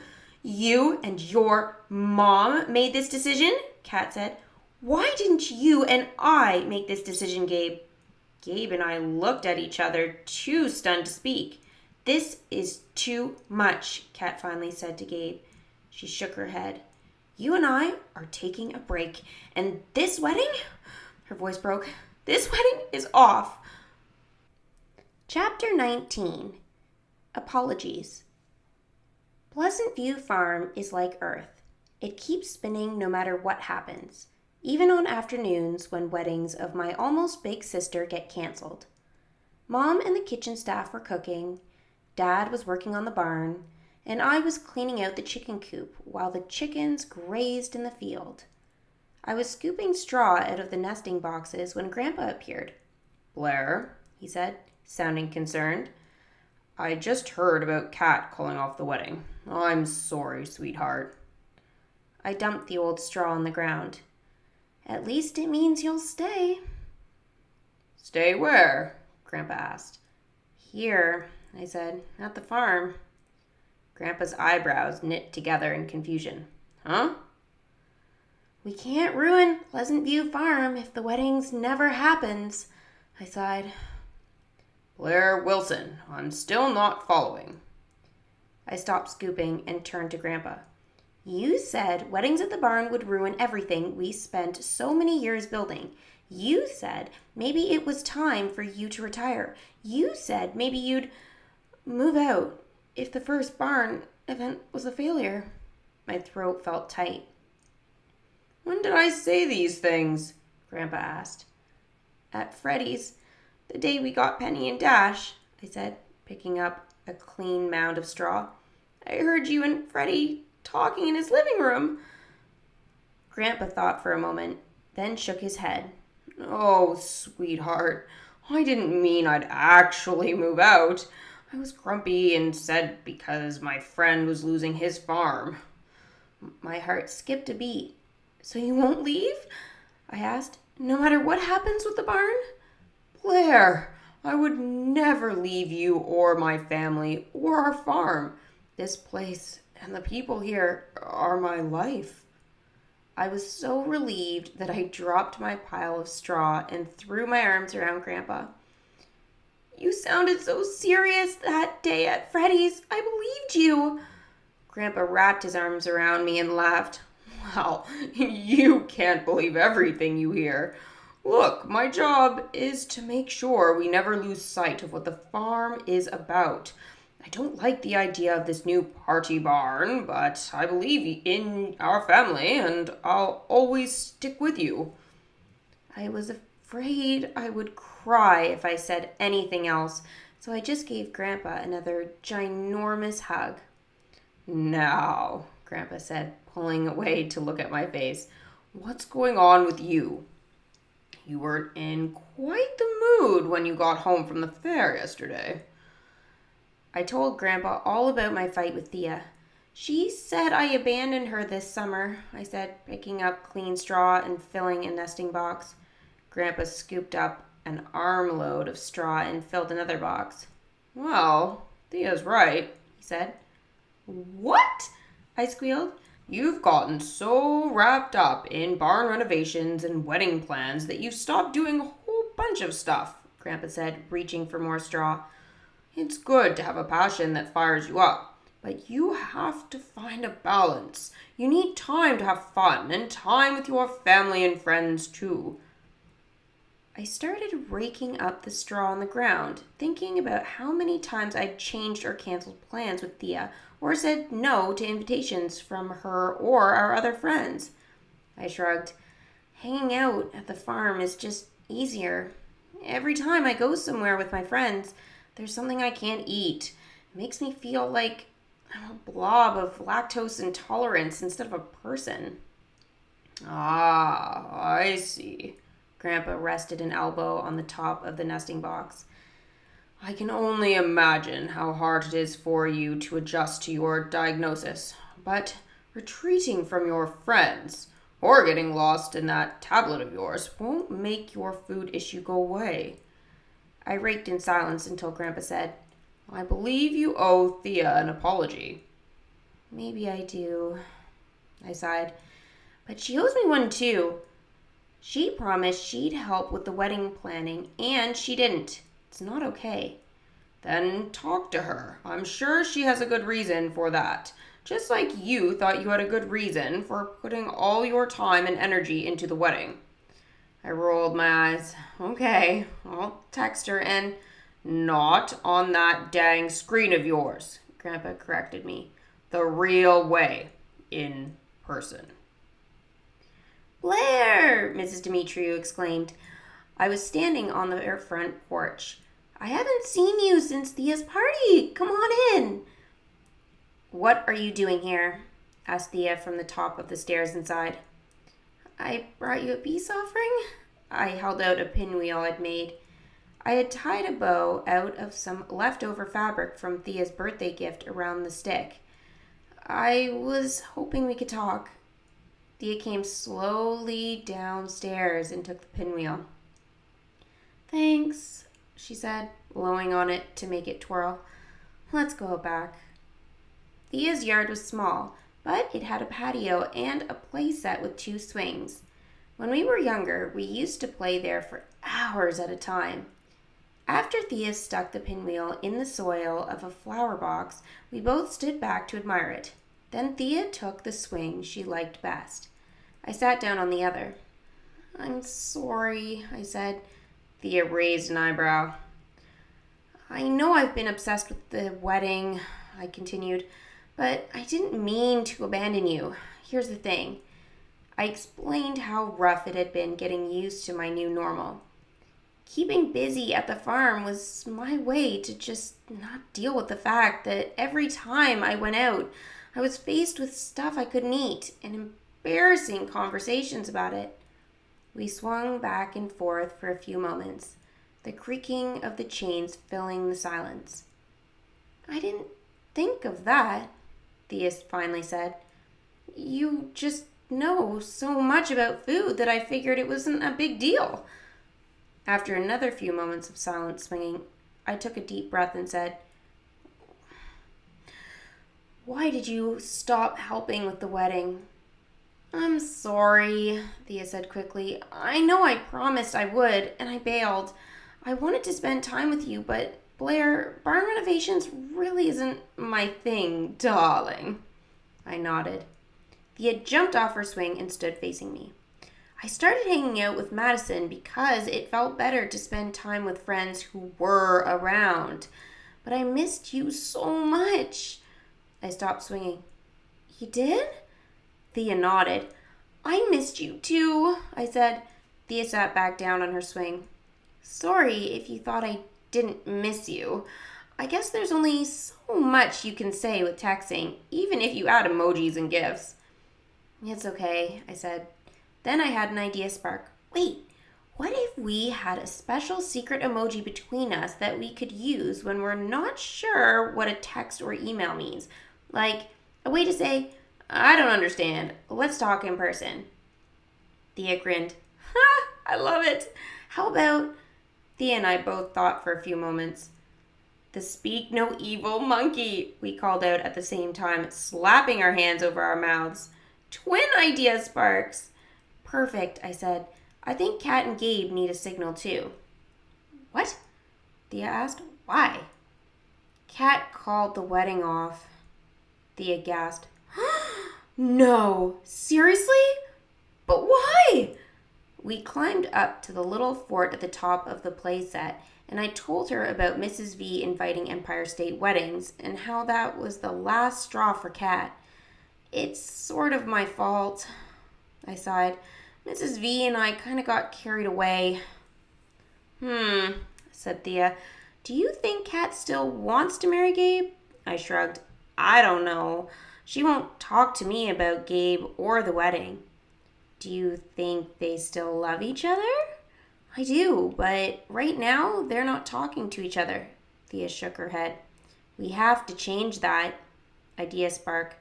Come inside, I said to Thea, borrowing her evil violence voice. I have a brilliant plan. Chapter 20. Wherefore art thou, Kat? I got your text, Kat said breathlessly as she jogged up to the orchard. What's wrong? We have a problem, I said. We wrote this play as an extra credit summer project for school, Thea explained, waving a stack of papers, but we need 2 more people to practice it with us. Kat put her hands on her hips. A play? You said this was an emergency. It is, I said. We heard the squeaking of bike pedals and turned to see Gabe riding toward us. When he spotted Kat, he screeched to a stop and hopped off. Where's the emergency? He asked, confused. Kat, are you okay? Kat nodded without looking at him. There's no emergency, she said, sounding annoyed. Just a play these 2 want us to help with. Gabe looked confused. Kat, please, I said. We worked hard on this play. We need your help. Kat sighed. I'll give it 5 minutes. She glanced at Gabe, and he gave her a little smile. Aha, I thought. At least they'll still look at each other. Thea passed out the scripts. I'll be Mia, she said. And Blaire will be Claire, and... Let me guess, Gabe said, skimming the script. Kat will be Nat, and I'll be Schmabe? Yep, I said. Okay, I have the first line. Woe is me, dear Mia. The Lady Nat called off her wedding with Sir Schmabe. Thea started reading. Oh, Lady Claire, what could possibly come between 2 people who are so happily in love? Perhaps an evil curse, I said as Lady Claire. But wait, here is Sir Schmabe now, riding his Pegasus. I glanced at Kat out of the corner of my eye. Her face was flushed. Was she angry? Gabe, it's your line, said Thea. Gabe cleared his throat and began to read. Nat, dear Nat, wherefore art thou? We have not spoken in so long. I nudged Kat because that was her cue. I'm here, Sir Schmabe, she read in a flat voice. I have been busy fixing my spacecraft so I can return to Earth. Kat looked up from her script. Wait a sec. Where exactly does this take place? Not sure, Thea said. It's a work in progress. Gabe, line. Before you leave this planet, Gabe read, would you join me for a farewell picnic in the Golden Gazebo? I went to the deli on planet Bluefield and got your favorite. Gabe's voice caught. Your favorite. he continued after he cleared his throat. The intergalactic turkey sub. That does sound out of this world delicious, Kat said as Nat. She looked over at me with an expression that said, I know what you're up to. And perhaps after that, Gabe continued, we could take a stroll around the orbital orchards, our hands intertwined. Gabe raised an eyebrow at Thea and me, then took a step toward Kat. It says here I'm supposed to take your hand. May I? Kat hesitated. Thea and I looked at each other, holding our breath. Finally, Kat nodded. Our hands intertwined like the branches of the trees above, Gabe finished. It was Kat's line, but she just stood there, staring down at her hand in Gabe's. I think it's your line, Nat, Gabe whispered to her. Kat swallowed hard, then turned back to her script. Oh, Schmabe, that would make me happier then. She dropped the script to her waist and looked up at Gabe. Well, happier than I've been in a while. I glanced at Thea. This wasn't in the script, but I liked where it was going. Gabe put his script down. I've missed you. I've missed you too, Kat said. I've done a lot of thinking these last few days. I know for sure that I don't want some over-the-top wedding, but I know something else for sure, too. Sir Schmabe, she said, her voice strong, would you do me the honor of... Wait a second, Nat, Gabe said, improvising now. Are you asking me if I want to marry you? Kat nodded. I do, Gabe said, folding her in his arms. Then he pulled away quickly. Oh, wait, I should save that for the wedding. They both smiled. Then they hugged again for real. Thea and I high-fived each other. I like how this play ended, Gabe said to me and Thea over Kat's head, which was still resting on his shoulder. You get an A+ on your summer extra credit project, added Kat, her voice muffled by Gabe's shirt. Blaire, is that you? Mrs. V's face popped up on my tablet screen. She was wearing a towel wrapped around her hair and her skin was green? I'm doing a mint cucumber mask. I've been so upset since Kat called off the wedding. I've had to give myself a calming facial every night. Well, then I have some awesome news for you, I said. The wedding is back on. What? Mrs. V sat up so quickly that the towel almost fell off her head. Oh my, that's marvelous, but now we have so much to do. Actually, I began, Kat has changed the decor a bit. She and I will handle it all from here. Mrs. V frowned. Changed? Still fancy farm, I hope. Of course. It's going to be perfect. And with you there, Mrs. V, the fancy part is totally covered. Mrs. V broke into a big smile. Then her towel slid onto the phone and the screen went dark. Chapter 21. Racing against the clock. It was all hands on deck, or actually all hands on barn. The wedding was in 5 days, and we were racing against the clock. Dad had hired a crew to paint the outside of the barn, but we still had to paint the window trim and do some other finishing touches before we could decorate. Thea and I painted the trim with small brushes, making it fun by playing a real-life game of this or that. I set my watch so that every hour we would take a break to go see Dash and Penny. Halfway through the first workday, Grandpa came in and offered to help. The finish on this part of the floor looks a little uneven, he said to Dad. Mind if I do some sanding? Do I mind? Dad asked. That would be fantastic. Ben, please do whatever you think needs to be done.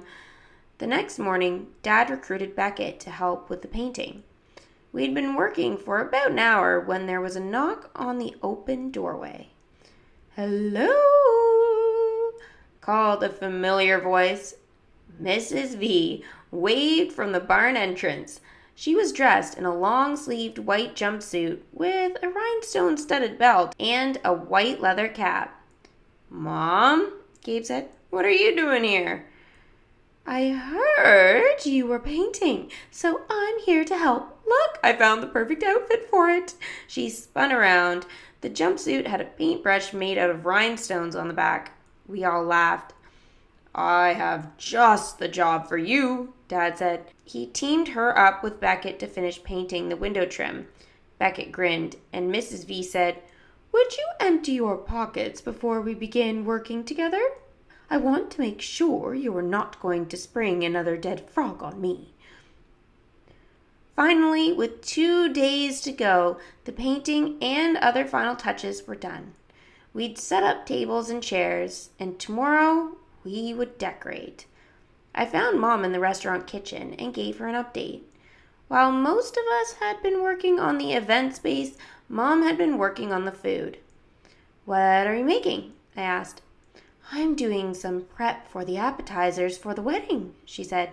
She let out a big yawn. "Do you need help?" "I sure do. But there are some dairy ingredients in these. I know it makes you uncomfortable to cook with what you can't eat." "It did," I said, nodding. But I realized that was at the beginning of the summer, when I was first getting used to my diagnosis. I still didn't like being dairy-free, but I did like not feeling sick all the time. This new normal was starting to feel kind of normal. "I think I should try again," I told Mom. "Oh, Blaire, that's great." Mom pulled me in for a hug. Mom always says that cooking is a form of love. There was no way I was going to let my food issues stop me from showing Kat and Gabe how much I love them. Chapter 22. Sharing This Moment. I stood at the edge of the orchard, holding my bouquet of wildflowers. I was surprised that my hands were shaking. "You okay?" Thea whispered, straightening the sash at my back. I felt like the fanciest junior bridesmaid in my blue dress with its delicate floral pattern. The cap sleeves were so sheer, they felt like fairy wings. My favorite part was the skirt, which was longer in the back than the front. I basically never wanted to take it off. "I'm nervous," I whispered back, "and excited. Nerve-excited." "That makes 2 of us," Kat said from behind the row of bridesmaids. "There was no need to be nervous," Thea assured us. "At this point, what could go wrong?" Thea took her seat as the guitar player started. "Here comes the sun." That was my cue. Gabe, standing in front of the gazebo, gave me a small nod. He looked completely relaxed. I took a deep breath. Here we go. 1 foot in front of the other. As I started walking down the aisle, everyone turned to look. All those smiles felt like spotlight shining on me. I thought about what Grandpa had told me this morning. Just enjoy the moment. So instead of focusing on my nerves, I focused on how beautiful everything was. We had decorated the gazebo with wildflowers from the field and copper-colored paper fans that shimmered in the sun.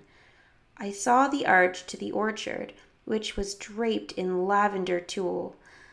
The nearby apple trees were hung with more coppery paper fans, which swayed gently in the breeze. It was all simple and romantic and perfect. I made it to the gazebo and took my place on one side. Dad, Mom, and Grandpa beamed at me from their seats in the front row. Beckett rolled his eyes and tugged at the bow tie around his neck. After Gabe's 2 groomsmen walked Kat's bridesmaids down the aisle, everyone rose. Kat practically floated across the lawn. She was wearing a sleeveless cream-colored dress overlaid with lace. Her brother, in his military dress uniform, looked so proud to be escorting Kat down the aisle. When they reached the gazebo, Lorenzo kissed Kat on the cheek. She squeezed his hand, and I could see both of them tearing up. I knew without a doubt it had been worth it to rush the planning so that he could be here. Lorenzo took his place next to Mom, and everyone sat down. Kat took a deep breath and stepped toward Gabe. She looked more nervous than I'd ever seen her. But instead of taking Kat's hand to lead her into the gazebo, where the minister was waiting, Gabe turned, picked up a bag from the ground, and pulled out a sandwich. "Huh? Turkey sub?" he asked. Kat started laughing. "What? We're not just having a picnic in the gazebo," Gabe asked with a straight face. Then he grinned and tossed the sandwich to one of the groomsmen, who unwrapped one end and took a big bite. All the guests cracked up. As Gabe took Kat's hand and led her to the gazebo, I could see that Kat wasn't nervous anymore. Gabe's sandwich stunt had calmed her down. That's why they were meant to be together. After the ceremony, as Kat and Gabe posed for pictures in the gazebo, Dad introduced me to the reporter from Empire State Weddings. Kat had agreed to let someone from the magazine review the wedding because she knew the exposure would be good for the farm. It was her gift to us for hosting her wedding. "Blaire helped plan the wedding," Dad told the reporter. "She did all the decorations herself." The woman from the magazine nodded and wrote something in her notebook. "Wait till you see the barn," I told her, hoping she would be impressed with it. Kat and Gabe climbed onto the tandem bike, which Thea and I had decorated with wildflowers and lavender-colored ribbons. As they set off through the orchard, the guitars played "A Bicycle Built for Two." Kat and Gabe rode under the arch and down the path to the barn, which was lined with luminarias we'd light later in the evening. The wedding guests followed on foot, and Thea and I hurried ahead to make sure everything was ready. Once we were inside the barn, Thea flipped the switch on Mrs. V's bubble machine. As my eyes adjusted from the bright sunshine, I saw bubbles floating out into the breeze, and vases of wildflowers wrapped in tulle, and chickens pecking the floorboards near the head table. Wait, chickens? They were everywhere. Chickens strutted across the dance floor and hopped up onto the bales of hay that had been set up to hold gifts. Several were perched on the newly painted windowsills. Dandelion was next to the chicken crate card box, examining the painted eggs. "Dandy, no," I said, scooping up the silky. Behind me, Thea said, I don't remember this as part of the plan." "Thea, we have to get the chickens out of here before anyone else sees. Quick, close the front door." "Too late," Thea whispered as Kat and Gabe appeared. Mrs. V was right behind them, with the magazine reporter beside her. "You're going to love this space," Mrs. V was saying to the reporter. "It's absolutely perfect." "Better make that bird effect," Thea said as Mrs. V let out a shriek. The reporter started scribbling something in her notebook. I looked at Kat, horrified that her reception was overrun with chickens. But Kat just started laughing as guests began streaming in.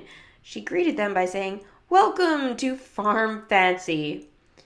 "Yes," Gabe added, "find your seat. It may include a free chicken." "Well, at least Kat and Gabe don't seem too upset," Thea said to me. "Thank goodness for that," I agreed, handing Dandy to Thea. "But we're going to have to explain this to the magazine reporter." I saw Beckett come into the barn, and I waved him over. "Beckett." Beckett looked guilty as he crossed the room.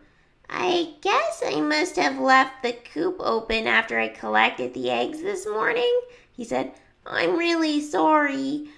"We'll talk later," I said, pointing to his bow tie. "Right now, I need that."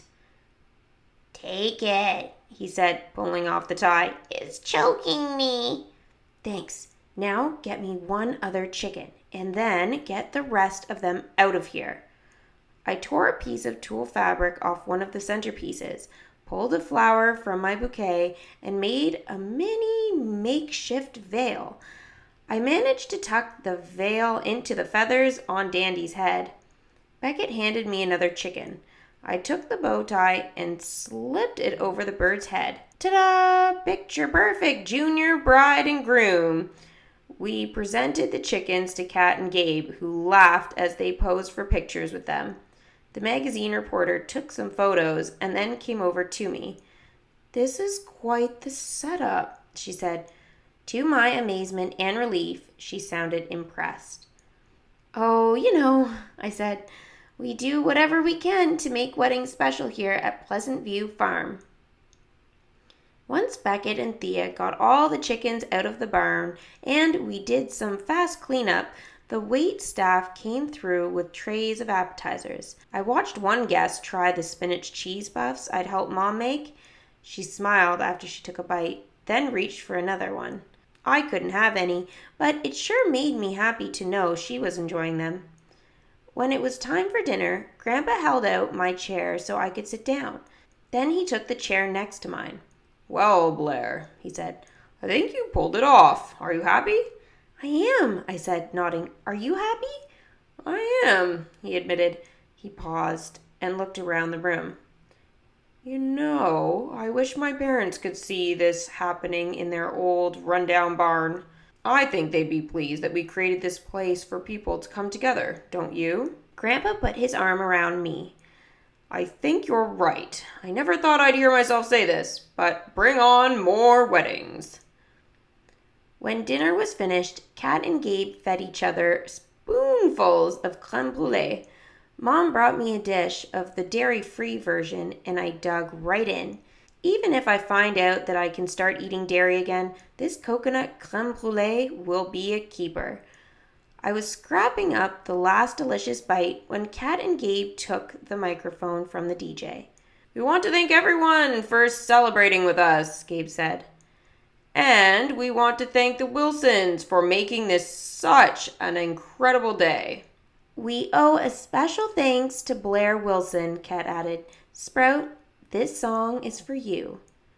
With that, the DJ started playing Do the Funky Chicken. Mrs. Vandergrift and Lorenzo were the first on the dance floor, followed by Gabe and Kat. Then Mom and Dad. Thea grabbed Beckett, and they began strutting around the dance floor, pretending to be chickens. I went to get Mom's phone to take some pictures, but then I saw the wedding photographer shooting candids of all the dancers, and I realized there would be plenty of photos, so I headed to the dance floor too. The best way to enjoy this moment was sharing it with the people I loved, right here, right now. I stepped on the dance floor and flapped my arms like chicken wings. Everything's good. So hopefully you guys have enjoyed the reading of Blaire Wilson's first book by Jennifer Castle. We will also be starting Blaire Wilson's second book now that the first book is all finished. So we'll see you guys for the start of Blaire Wilson's second book by Jennifer Castle. Thanks for watching. See you soon!